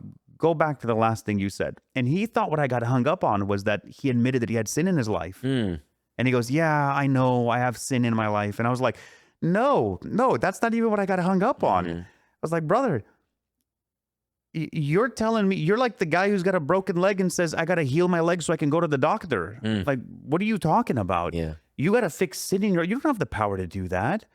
And so we had this great conversation where he realized that he believes in Jesus and that he's his Lord and Savior and that he is saved. And he was living in this opposite fear where he thought he wasn't saved, but he was. And then you've got people on the opposite extreme where they're like, I'm doing all the right things, but I don't see the results. And I think one of the biggest things that people miss is, man, would you stop trying to do all of these things and instead try to just be with Jesus? Because what you do flows out of being, right? Because I'm with Jesus, and then because I'm with Jesus, everything that I do flows out of that. And it's funny because I had I told that guy that same thing. I was like, you're trying to do all these things. Stop trying to do. Just try to be with Jesus. And he says to me, okay, how do I do that? And I just thought that's so funny. Like you don't. It doesn't depend on you acting. It depends on you letting go. It comes in surrender, And I just wish people would get out of their model and their methodology for just 5 minutes. And would you just pioneer with Jesus? I know you're a grown man. I know it's weird for you, to think, well, I heard about, Chris, and he will sing his prayers in his car in traffic. And if anybody saw me do that, they'd think I'm crazy. For those of you listening, you think Chris didn't feel that way? You think I don't feel that way whenever I do the same thing, which I also sing out loud my prayers sometimes? Man, I just want Jesus so much that I'm willing to explore and pioneer. But I feel like there's so many people who don't pioneer with Jesus. Yeah. Like, explore your relationship. He's real. He's there with you. If somebody sees you, they might think you're crazy. Dude, bawling in traffic and talking to God and going, I passed this car to my left because I'm in bumper-to-bumper traffic, and I'm pretty sure that guy saw me crying, and I'm trying to stay ahead of him because I don't want him to look at me again. Like, these are the thoughts that go through your head, but they're real. Yeah. And you have real experiences with God, and I wouldn't trade that for anything. Yeah. It's true. Sometimes I put my earbuds in my ears so people seem like I'm talking to somebody. Nice. So it's not like I don't deal with a little prayer hack. That's good. It's not like I'm not dealing with that too. Yeah. But I'm dealing with it. Right. So, and I think, for example, when I got baptized at 16, dude, I became twice the child of hell after that. After you got baptized? Yeah. Did you also have that theology growing up where it was like, once you get baptized, you can never sin again? Yeah, now you have to be serious. Yeah. Yeah, that pressure. Yeah, I was told that you could never sin again because Jesus was crucified for my sins and forgave them, and he can't be crucified a second time, which is a misinterpretation of Hebrews. Yeah. But they showed it to me, and dude, I lived in fear after I got saved. Like, all right, now, up until now, Jesus got it, but from here forward, it's on me. Yeah, so for me, it was, I failed. And actually so much where I thought my baptism wasn't real for many years. So your baptism wasn't real. Yeah. What did you think baptism was going into it? Well, again, you have this misconception that before you get baptized, your life has to be in order. Right. Same thing like that guy. Yeah. So I think me sort of, I got baptized, I think I was at 15 or 16. And it was at a Elim church, and Pastor Lasco gave an invitation. Is there anybody else who wants to get baptized? So you didn't go through all of Catecheza and everything else? I did not. So in that moment... This was in Phoenix? Yeah. So in that moment, I couldn't stop crying. Like I felt very convicted to go and get baptized because I saw my friends get baptized whom I mocked for being Christian and not having fun like me, which I considered fun is doing what I was doing. And I remember in that moment, I felt so convicted. I even took my ring off my finger. I also wear rings and necklaces. Took my ring, took my necklace off, took my lighter out of my pocket, handed it to my friend. Got all the stuff I thought were like holding me back, which they were in a sense, of course. Right. But so even in that act itself, it shows you what I was thinking was bad. Right. So I went there and I'm going, I want to get baptized, and I wanted to get baptized, and I meant it when I said, I meant it when I declared that, and being in that water. I can't say I was fake. I think that was probably the most real moment ever. Right. Except I was not guided after that. I was not guided. Like, now you're good, Cristian. Now you cannot sin anymore. No discipleship, like, no follow-up. None of that. Like, we don't do that in our churches. We don't, regrettably. And so because of that, obviously, I think it didn't even pass a week till I was back at it. Right. So just to give you a heads up, the mindset that we got to train people. Yeah. No, it's absolutely true. Like, I went through the same thing in a sense where it was like I got saved and I knew I had a real relationship with God, and then I got baptized in water, and then I lived under fear, man. I lived under fear that you can't screw this up. You gotta. Yeah. I remember when I had first fallen into like a deliberate sin that I knew was sin before I committed it, and I did it, premeditated, committed. I remember afterwards I was just like, man, I don't know. I don't know what's gonna happen from here. I don't know if I'm gonna make it. Do I have to live the rest of my life now going, like we heard so many people growing up? Well, I hope I make it. Like I had lost my assurance of salvation. That's a horrible place to live. I mean, I knew what sin was. I think most people know what sin is, right, and what's wrong. We justify why we do things, but we know. I knew what sin was. Like, nobody can tell me, well, he didn't know any better. No, I knew better. Right. I knew getting high is wrong. I knew drinking out of your mind was wrong, smoking, whatever. I knew, like, you cannot tell me I did not know what wrong was. Right. I knew what happened when we ate from the tree of the knowledge of good and evil. We knew good and evil. We knew good and evil. Some people say, oh, he just didn't know him, this guy. Like, we protect people's sin so much. Yeah, we do. And we're like, no, don't even. We protect their guilt. We justify them. I mean, parents do that often when their kids are going to, like, I remember, like at my church growing up, I was the kind of the troublemaker around. Like, if something went on that was bad, it was Cristian Oniga. Nice. So naturally everything fell on me. I remember, church kids threw a house party in a parent's house, which they just bought, and it was still empty. And that person, those kids, they brought alcohol. And the cops came later because somebody called, there's activity in that house. Yeah. It's a new build home. It's supposed to be empty. We didn't get caught. I didn't get caught. They did. At church, guess what people were saying? It was you. It was me. Yeah. Cristi bought the alcohol. And I'm like, brother, I'm innocent of this. Like, for one time, I'm innocent. I get blamed for it. Look, 9 times out of 10, you would have been right, but not this time. Yeah, like, yeah. But and those parents were hiding their children's issues under. Yeah. Oh, it's not that bad. You know what I'm saying? My parents on his side, pray for my son. Yeah, I'm like, protect me a little bit, please. Like, this is embarrassing. I feel like I'm the worst human being on earth. No, pray for my son. And I think that's one thing parents, even today, call it out. Yes. Call it out. It's if you love your child, the Bible says, if you spare the rod, you do not love them. Yeah, you'll spoil them. Yeah, like, you don't love your child. I'm not saying, I'm not talking about discipline, physical discipline. No. It can be many forms. Telling them they're wrong. I would say, start there. You want them to go to hell, don't you? It's like, let's be honest. Like for you're sparing an argument, an uncomfortable conversation, a reaction, a possibility of them getting out of your house and leaving because you don't want to tell them the truth. Yeah. And that's happened. It happens so much. And what's really hard, and you're a minister, is you try to have honest conversations with some of their kids. Yeah. and they'll go home and the parents will be on the side of their dysfunction. And they'll go, how dare you say this to my kid? And it's like, do you not see? Yeah. Well, yeah, but you have to understand. It's like, no, man, you have to understand. Yeah.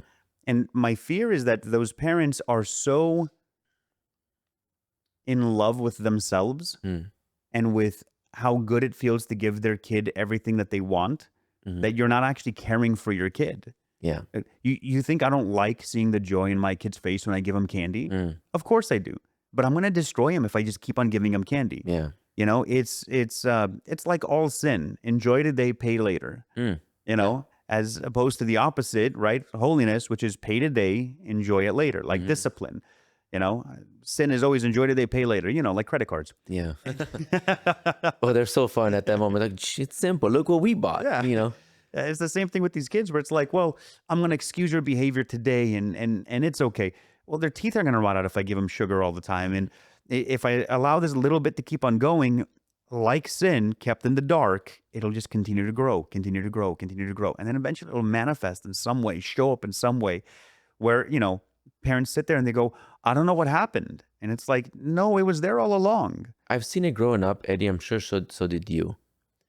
Parents feeling the guilt of not being involved in their children's life. Yeah. Because they're busy with work. Right. For their own good. I mean, for their children's future. Right. In a sense, it's true. They're doing it for the future. I believe that. But they excuse themselves for not going the extra mile and taking care of them spiritually, emotionally, mentally. And they spoil them rotten. Right. And because I believe deep inside, they see this guilt and they cover it up. I had a parent, I remember getting called up in the middle of the night of another pastor in a church somewhere.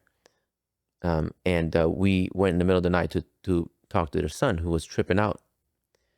And we said all these things and we talked to them. He was getting a little bit violent. And at the end of the day, we said to the parents, you're going to have to cut him dry. Yep.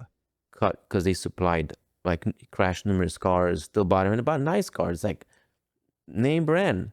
Yeah. Crashed them again, supplied them. I'm like, at this time, you're an accomplice Yeah. to their drug habit. Yeah.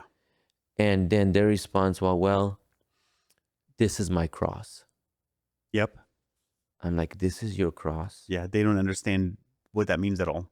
Like, for you to supply your child's drug habit and bust them out of jail, get them from the cops, pay fines, because you don't want to just say, you know what, from now on, no more money, no more car, I'm done. Yeah. That is sometimes the best level of love you can show someone struggling in that moment. 100%. You know, it's like, oh, supply him. Supply him. Delay his deliverance. Delay his salvation. Congratulations, you're an accomplice. Yeah. And I think, and I saw that often growing up, and I think that still exists today. Big time. Big time. It's such a wild combination of, like, our parents coming here and having brokenness, where they came from, knowing what it really means to suffer and to be poor, and going, I don't want my kids to go through that. And so as men, right, we want to be successful. And so you don't attempt something you think you're going to fail at. So what do? We do what we're good at. I can earn, and I'm going to keep on earning. Yeah. And I try to talk to my kid and it didn't work out, and I don't really know how to approach that. So I'm going to just go back to work, and I'm going to earn and earn and earn and give him all of the things that I wish I had as a kid. And what ends up happening is, like, man, I've worked with heroin addicts back in Sacramento, and I remember having a conversation with parents where I'm like, look, you're his enabler. Yeah. You're the reason why he's not able to get better. Not that it's all their fault. It's the kid's fault, obviously. But, you know, I had this conversation with them and they got so mad at me. And it was just, you know, take the example that you gave, you know, where the parents like, well, this is my cross to bear. Talk about a breakdown of understanding of basic theology. It's like, dude, just because you're suffering of something doesn't mean that it's a cross to bear. Not all suffering is a cross. Yeah. The cross to Jesus was suffering to fulfill God's will. Okay, your cross to bear would be disappointing your son by cutting him off. That's your cross to bear. This isn't your cross to bear, you know? But, like, I feel like it gets created consistently. And then our jobs as youth pastors, when we were both youth pastors, is an impossible task of having to work with these young people where it's like, man, let me try to help you, but I have your parent enabling this horribly toxic lifestyle. I would say if somebody asked me, what's the toughest part of being a youth pastor? And I would say, the parents. Yeah. You know, kids are not that hard. It's the parents often. And I don't mean to be disrespectful when I say this. We're both parents. Yeah, because I'm a parent too. Yeah. And I see what I want to do for mine sometimes. And where I want to sort of like promote mine. Yeah. So I have to admit, I see the problem. I understand it. Yeah. And not just that, the upbringing or the sins of the parents that they instilled in their children, past altercations and drama, which now their kids inherited. And now they come to youth and they can't stand that person or this person because not that they have anything against each other. It's because their parents don't stand each other. Right. Which is ridiculous. And I have, having to deal with all of that. And I'm going, what is the hardest part? I would still say over and over again, the parents. I remember one time a parent gave me so much advice on what to do at youth. Yeah. So much advice. You should do more of this, more of that, more of this, more of that. And then it was one of those moments where I really had to bite my tongue. But I didn't have nice thoughts. Right. All right. And God forgive me. And he has. But in that moment, something creative came to me and I said, how long do I have your child? What do you think is the percentage of their life that I have? Probably less than 5%. What is the percentage of their life that you have? It'll probably be over 70, 80 because of school and work, whatever, just trying to be conservative. Right. You want me to do the impossible with excellence. Yeah. So you want to have no part in this? Like, you better pay me a hefty fine if you want me, obviously I'm not doing it for payment, God forbid, but you know my point. It's like, it's an impossible job. Yeah. And I think often people think like that. Send them off to church. Yes. They're going to make them a saint. Yeah. No, you have them. You invest in them. You know what I'm saying? When the command was it Deuteronomy? I might be mistaken. Train up your child. Like, talk to him on the road. Right. Talk to him there. Explain. Instill the law. Who was that command given to? The youth pastor? Yeah. The parent. Yeah. The parent. Talk to your children. So first, talk to your children. I can clearly tell in youth who doesn't talk to their children. 100%. Man, as a youth pastor, I would try so many times to create different events where I could get the parents involved in their own kids' lives. Mm-hmm. And it's funny because where I had the most success wasn't in Christian-oriented events. It was in Romanian-oriented events. So, like, I remember we did a New Year's night. This is like early, like maybe 15 years ago. It was a long time ago. But we did a New Year's youth gathering, and all the parents were happy to like send their kids because then they could just hang out with their friends and babysitting. And so they sent it. But we always had themes on our youth nights, on our New Year's nights. And we did a theme that we thought about long and hard and prayed about with very specific goals with our youth leadership team, with our youth board. And it was a very Romanian New Year's. And so what we did was we didn't just have the young people, the youth, think of what they thought was Romanian. I was like, look, go home, meet with your parents, and ask them to show you photos of themselves when they were your age, and look at their different dress and look at their different, show pictures inside of their houses back then, so you could see what they decorated the walls with, because we put carpets on the walls. I mean, we went all out, and so that way you can see how to dress and how to show up. And we would constantly promote this with all 14 people in our leadership team, and we would go on and would ask, did you meet with your mom and dad, and what photos did they show you? And they would pull out their phones and show us photos of those photos and stuff. And I think I'm going to replicate this outfit. But it got young people to have conversations with their parents that their parents were willing to talk to them, just to try to build relationship. So it was this, theme, but really we had a very different, goal beyond the theme, which was, let's just get them talking to each other. Let's get them to have a relationship with each other. And from there blossomed some relationships, which was great. I remember another time where I was like, I want to have a bring your parent to youth night. And when I realized it was a total mistake because no parents showed up. There was 2 parents that came. And I was like, dude, this sucks. I would feel so terrible if I was a 16-year-old and I asked my mom and dad to come and they didn't show up. I'm 16 and I feel like a 5-year-old who their mom and dad didn't show up again. Yeah. And I felt like such a jerk of a youth leader. I was like in the early years and I was like, all right, not going to make that mistake again. So I realized that, asking them to come for spiritual reasons a lot of times didn't connect. But when I pushed the young people into the parents' lives on cultural reasons, they came alive. Yeah. But I think there's this look that parents would give when, like I remember there's one minivan would pull in and his mom would look at me as she dropped off her kid. She wouldn't say anything, but you can tell in her face where she's like, all right, I want him off of drugs. I want him off of alcohol. I want him saved, sanctified, baptized in the Holy Spirit, dry cleaned, and I'll pick him up at 18. Yeah, it's true. Yeah. That's a good idea what you said about that. We're still learning, and I don't have it figured out, Eddie, at all. I don't have it figured out. I feel like youth changes all the time. Right. They're not nearly as cool as when we were young. I keep saying that, honestly. But it's a different generation. The trends change like socks. Yeah. And everybody's trying to keep up with them. Honestly, I have this saying, I think trends are from the devil. Like sometimes I feel like they come from the pit of hell sometimes because some of them, oh yeah. Yeah. I know it's funny, but sometimes I can't help not thinking that because it's like they change personalities in the trends. Right. And I got to deal with that. So, but the good thing with having teenage children, like my oldest is 17 and my second is 15. And then I got my first son who's 13. Now they keep me in check. They're very sharp.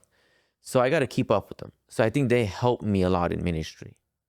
And one thing, I love music. So I know I can't get them to listen to Speranza and Pretini all day or the original Hill songs or whatever I think it's good or not.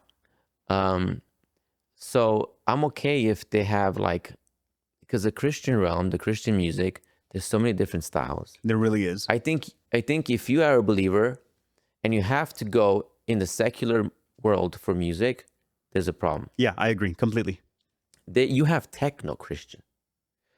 There's this artist called Rave Jesus. You know what I'm saying? There's even that. You have Christian rap, rock, whatever style if you want. You should not go in the secular world. Right. Did you remember Nitro Praise? I do remember Nitro Praise. Now that you reminded me. And it was like this guy rapped in the middle and then techno music would come. Yeah. This is not for us was we didn't know if we were sinning or not. Right. Yeah. By listening to them. It was singing hymnals, but with techno beat. Yeah. You're like, I don't know how to feel about this. Yes, but somehow we bumped. Yeah.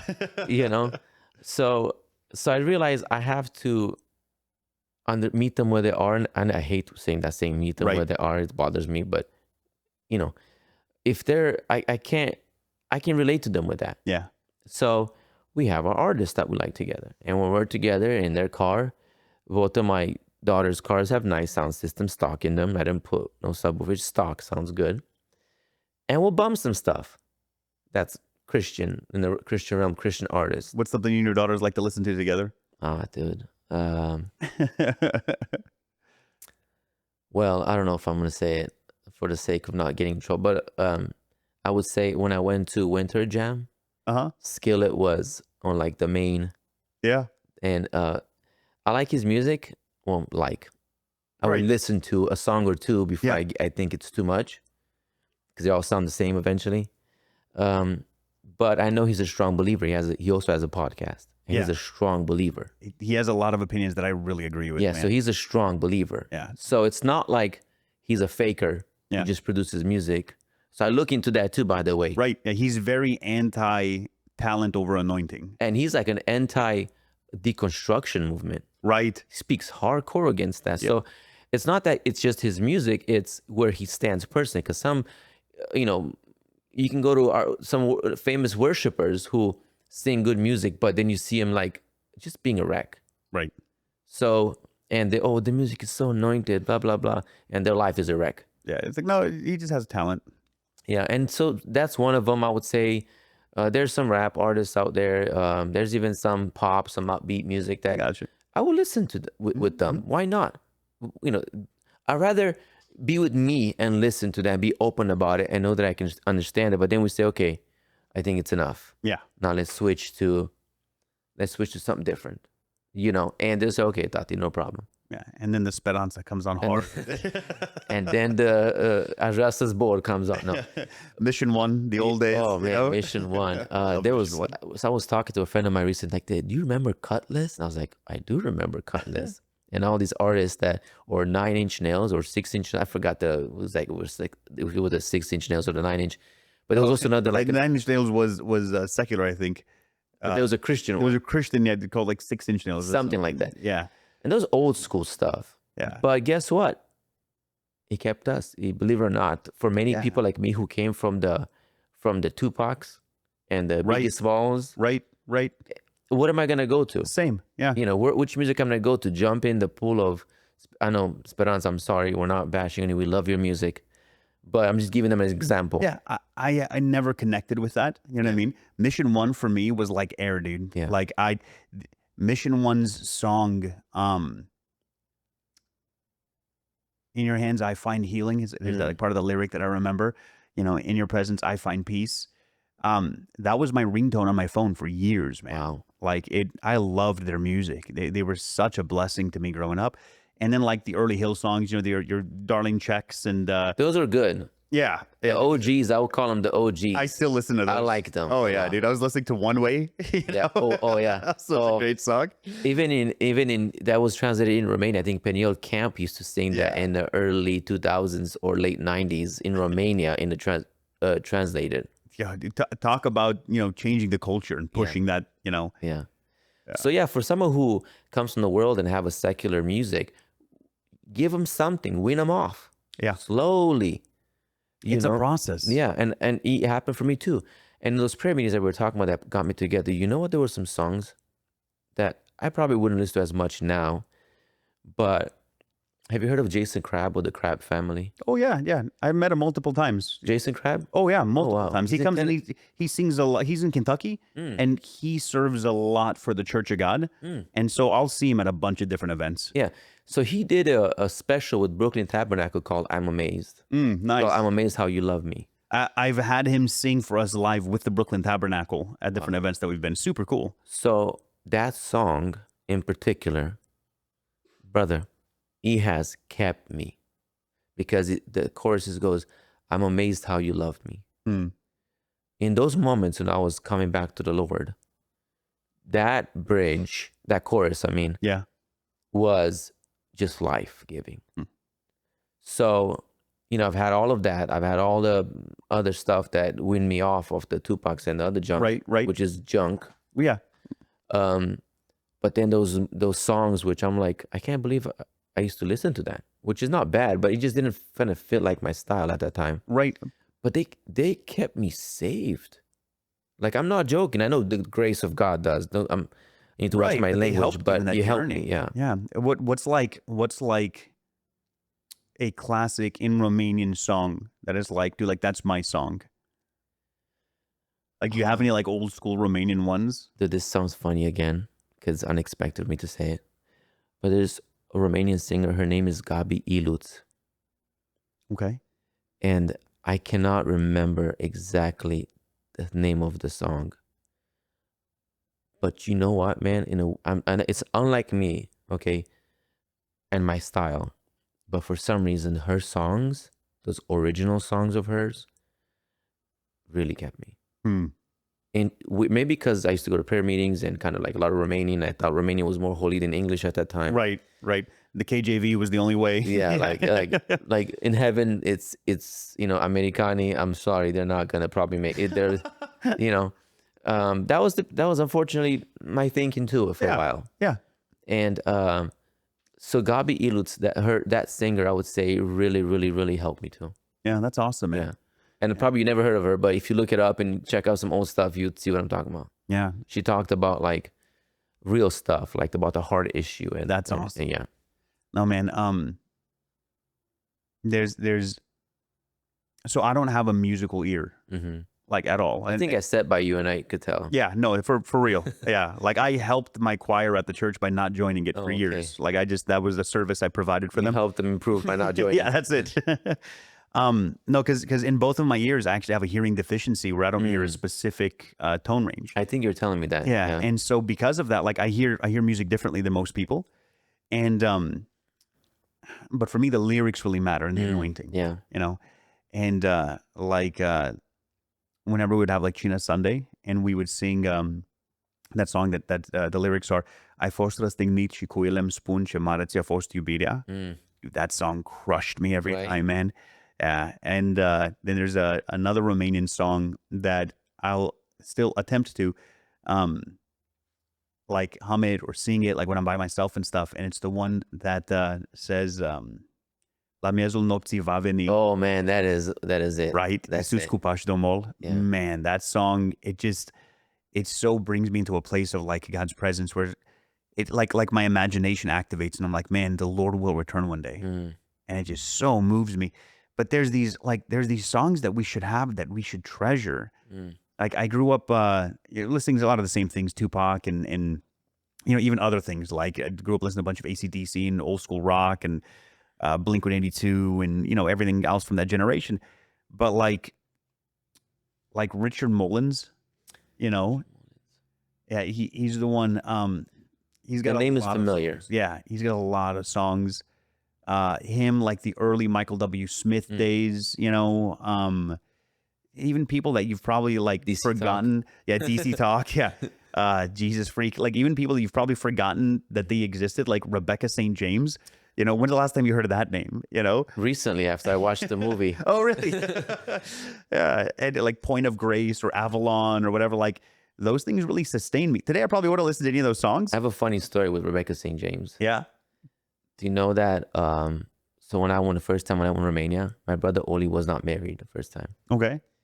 And I had a Rebecca St. James CD, and she goes, "Oh, I know her. Apparently, some Romanian missionaries tried to hook her up with my brother Oli." That's funny. And they had like some short communication through letters or emails. That's funny. So I could have been somebody famous. You know, you could have. What's it called? I think her brother's the guy who's the main singer at For King and Country. Yeah, they're both of them. They're brothers. Really? Yeah. Okay, yeah. Because I thought there was some connection there. Yeah, no, both of them are. So they are her younger brothers. Nice. Yeah. Nice. Yeah, I got to meet them at an event once. It was just a couple of us. But that's where I learned about them from. But it's so important to have like songs that are like yours. And I feel like, you know, there were special moments that we had in church because you need that corporate worship. But just kind of coming back to that closet time where it's like, there's a song that I will play. There's a couple of them that I'll play whenever I'm in like my worship mode, or like whenever I'm in my private prayer mode. One of them is by Carrie Job, where she's singing "At Christ for the Nations." This is years ago, and it's the song. I don't know the title of it. I might be saying it right now, but the lyrics are "The more I seek you, the more I find you." You know, and that always really moved me into a place of like, yeah, like I want to sit at your feet and be close to you. There's another one by Point of Grace in their album called Girls of Grace, which is funny that's what I'm listening to, Girls of Grace, you know. But it's just like a very intimate song with being near the Lord. There's one by Cutlass, you know, where it says, "I sing a simple song of love." Yes. To my Lord, to my Savior. It's just him and a violin. We used to sing that at youth growing up. Yeah. And In the Light by DC Talk. Yeah, that was Light. a hit back then. Another one that I'll listen to often whenever it's just my private time in prayer is Times by 10th Avenue North, you know, where he's just kind of talking about like, it's a very confession song. And I think it's so important for people to have intimate personal times with the Lord in songs that are yours and his, like in the same way that you probably have certain songs that you and one of your daughters are like, this is like our song. Yeah. You know, you should have that with God. Yeah. Like I know, God, that this is a song that, a lot of people sing, but this is one that's special because it's from me to you and you to me. Yeah. Like, this is our thing. I think what we connected around my daughters is they love Josiah Quinn, his music. Nice. And he did a remake of Jesus Freak. Oh, no way. So I kind of connected because that was in my youth. Right. So that was a cool song. But just a disclaimer, we don't necessarily endorse all these artists. Right. But I'm saying we have moments where it's okay to bond with somebody who understands and connect with them. So yeah, but something funny for today. I remember at youth one time I asked somebody, how do you connect with God? What are you going to do this year more that we did last year? Nice. And remember, it was kind of a funny story, kind of a funny response, but it was a sincere one. It was a sincere response, and I really appreciate it. This person was like, I want to read the Bible more and, get close to God, listen to BG more. You know BG? No. From Barbulești. He's like, he sings that song, Numai El te înțelege. Oh, wow. Okay. And this person was like, I need to listen to BG more. And I thought, I was like, well, that's kind of odd. But okay. But he was like sincere. And he's also like a song today that maybe it's not something that I will listen to all the time. But that song is special. Yeah. Like, imagine going through a tough moment and someone singing, Numai El te înțelege. Yeah. I don't care who you are. That's going to hit. Yeah. It's going to hit. It's going to affect you. It's going to make you feel like you're not alone. Somebody's listening, walking with you on this, whatever you're going through. So yeah, I just thought it was interesting because he was younger, and somehow he taught that getting close to God was into BG a little more. That's funny, but no, but it's so important to have your own stories with God. Yeah. Your own experiences and so on. Chris, let me ask you one more question. Yeah. This is a question that I sometimes like to ask people just as we, kind of wrap up towards the end of a podcast. And you've had a lot of experiences that I think are really relevant to people raised in Christian homes, but have their own journey, their own struggle of having to find the Lord. And then even experiences beyond that not everybody can relate with, but does give you a really good vantage point of, becoming ordained and being a pastor and ministering and so on. Looking back, right? Because they say life is lived forward, but understood backwards, right? And so looking back on your journey, when you were in your, rebellious years, in your, 14, 15, 16, what do you wish you had growing up? That is an interesting question because I have to think about it for some. I don't know why I have to think about it, to be honest. So in my rebellious phase, what I wish I had was somebody who could actually tell me that they know what I'm going through without lying. Without lying. Yeah. I think that phrase was so abused when it came to me. Because they did not know what I was going through. It was a lie. Yeah. It was like, I know what you're going through. And I'm going, brother, what do you know? Like, what do you really know? You have no idea. You have not experienced what I'm experiencing. You have no idea the nightmares. You don't know what it means to be alone after you just party with all your friends and you felt like you were the life of the party. And you're popular in your school, and you are somebody at the place where you just were, and then you come home and you're just lonely as lonely can get. Because you realized that what the substances you were taking and the people you taught that made you feel good were not doing it. Right. And now you're telling me I understand you. Yeah. I think more honest people I wish I had around me. Because I'm not saying they didn't want my best. I truly believe they wanted my best. Right. I honestly believe, but they were probably taught themselves how to speak like that. Yeah. And you do what you can, you do what you know, but there's such an importance on honesty. Yeah. So I don't think they were, I think they meant well and they really wanted well. And I truly believe that. They could have just said, I don't understand. But if you need anything, Yeah. I want to help you because I believe you're going the wrong way. And I don't want to see you go the wrong way. For example, I had a friend who his son OD'd. Wow. And after his funeral, I wasn't very good at telling people condolences. Like it's still awkward for me. Right. Same. Yeah. And I remember calling him and saying, "Hey, brother, I'm sorry, I'm not very good at this." And I even said that. Like I haven't lost somebody close. I lost my mother 3 years ago. She wanted to be with the Lord, and now I know a little bit what it feels like, and it is encouraging. Now it's easier for me to say it, but at that time I didn't know. Right. And I just said, I don't know how to say this. It's not normal for me to say this, but I just want to say, if you need anything, let me know how I can help you right now. And he said, Cristi, that's the nicest thing you've said. That's anybody has said in this season. He said, everybody go, oh, frate, chiar latine, diciola sa domnule, and stuff like that. And it's like, don't tell me this now. Yeah. I'm dealing with those questions. Yeah. And stuff like that. And sometimes just be honest. Look, I don't know. I don't understand. But let me know if there's somehow I can help. Yeah. I see there's something going on. Clearly. Something's off. I believe you're going the wrong direction. Please let me know how I can help you. That's all. Yeah. And I don't think I had. I think the closest that I had was my own brothers, because they were willing to be more open with me. I thank God for my brothers who understood me a little more than the rest. Even my parents at the time, they didn't. But I remember when I confessed everything to my mom, she sat down on the couch and listened to me for like 40 minutes. And I just went off and told her everything. I remember she took like a deep breath. She was like, and what now? And that what now was like, took me off guard. I'm like, I don't know what now. Like, I don't know what now. But I think she was such a wise woman. Because she would have said, how dare you embarrass us? She never once said that to me.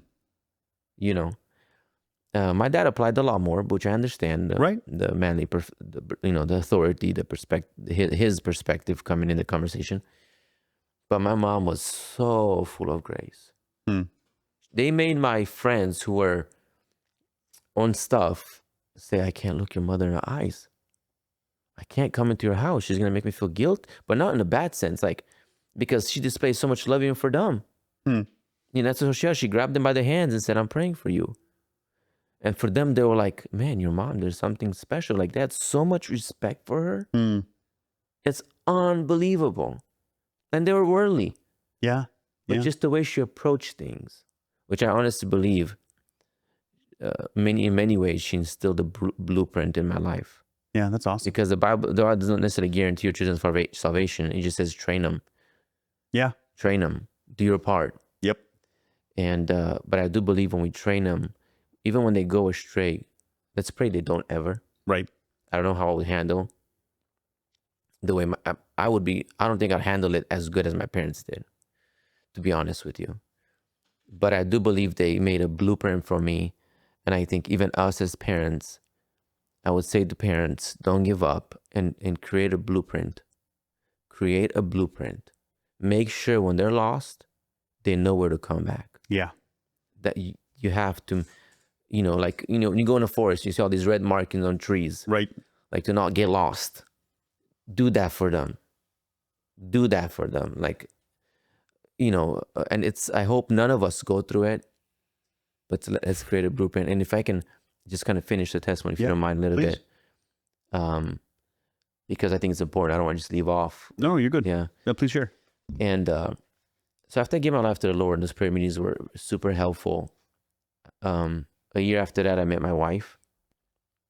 I freaked her out by a phone conversation because I reached to her on high five. I don't know if you remember high five. Oh yeah, I forgot about that. Yeah, on high, and I saw her, and I've known her since I was like 12 or 13. So we known each other for a long time. I called her in my deepest troubles, by the way, and she answered the call every time. But we kind of lost track for some years. And I saw her on high five, and I got her number, called her up, After like an hour or 3-hour conversation, can't remember, I said, I'm going to marry you. She was like, are you on something? Like, is this you? Sure enough, 11 months later, we got married. And how old were you at the time? I got married at 19. Nice. I got married young. I don't regret it. I wish I knew more, but I don't regret it. Yeah, I got married at 22. I don't regret it at all. I wish I knew more for sure, because I had to learn things the hard way. You know what I'm saying? But so after that, I just kept answering the call to ministry. One thing I can only stand before anybody and say, I did not shove my way up to the top. Some people had to shove their way up there. I've never done that. I just kept saying, hey, Cristi, there's a need in worship. And I just, sure. There's a need in choir, sure. There's a need in tenor, sure. There's a need in bass, sure. There's a need in Sunday school, starting from the nursery. Okay, middle school, junior high, high school. And then finally, Cristi, there's a need at youth. And I always said, I'll do it for a little bit. That's everybody's. I'll do it for a little bit. That's how I got into it. I'll do it for 6 months, 9 years later. Yeah. Because I've always saw myself incapable of doing it. Yeah. And I probably, to a degree, still feel like that today. Same. I still feel that I'm not capable of many things. I honestly still feel that about myself. Like when I preach, I'm scared still. You know, to prepare, it still freaks me out. Yeah. To speak in front, it still scares me. To stand up in front of a crowd still gets my heart pumping fast. Yeah, it's a lot. Like I've not gotten over all of that. But I don't know if we ever do, to be honest. I haven't. Yeah, so my into ministry was just simply saying yes. And I got the grace and the opportunity to work with and I have to give a shout out to one of my pastors, Jelu Banta from Grace, Phoenix. Great man. Awesome guy. Good godly man. We shaped each other in many ways. We were one of the church. He continued the grace. I was part of church planting that church of Grace Church. But why I want to give a shout out to him, because I think he's a man who was willing to change when change was needed. And we had our altercations in the church and our disagreements.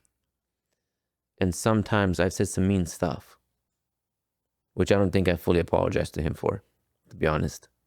I said some mean stuff. And after the conversation, for whatever reason, he didn't have a ride home. I ended up taking him, or vice versa. Nice. As we stood in front of his house, he would say, can you pray for me? And I'm going, what? We just argued. Can you please pray for me? And then I was like, well, you pray for me. And we ended up praying for each other. So the reason why I say that is because I think he is a great example of going through so many different changes in life and willing to change. Yeah. Like he was the man I first met and today, different. But he was willing to do it. Yeah. And that's something I would say that's why I said the grace and the opportunity to work with him and in Grace Church, because it shaped me in many ways and the ministry. So that's why I thought, we don't honor people enough. No, we don't. And I think he deserves it. He's accomplished great things. And just that really marked me. He says I marked him. I remember one time I started a conversation, somebody asked him, who was the people that influenced you the most? And he listed me and somebody else. And I was like, how in the world did I influence him? Like I was a mess at that time. It was like two stubborn mules going at it. Yeah. How in the world did I influence you?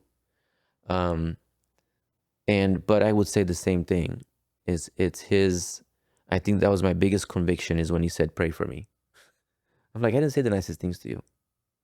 So anyway, I just had to talk about ministry because no, that's great. Somebody asked me, what's the hard, how's ministry? And I would say it's really hard. Yeah. I would say it's extremely hard because it can be the most fulfilling, the most purpose-driven, and the worst at the same time. Yeah. And at the same time is really a key phrase there. At the same time. Yeah. So, yeah. No, that's powerful. Mm-hmm. Cris, thanks for taking the time, man, for coming on our podcast, for being a guest, man. It's always good to see you. Man. Thank you. It's always good to see. It's always good to catch up. I'm going to be back in town actually in February for Winterfest, so we'll probably catch up more then and just hang out and stuff. And yeah, it's always a joy. We have two different paths, but we always kind of touch base with one another. We'll reach out and send each other memes. We'll call each other, talk about ministry, and then every now and then I'll visit you. You'll visit me. To each other. Yeah, a little bit. Yeah, and it's nice, whenever our paths come back together, And so I just appreciate your honesty and your sincerity in your journey, man. Yeah. Thank you. And I honestly, this was not as scary as I thought it would be, but thank you again. I really appreciate it. Oh, that's good, man. And thanks to our listeners for tuning in and hanging out with us for these last couple of hours. And we'll see you next week. Thanks and God bless.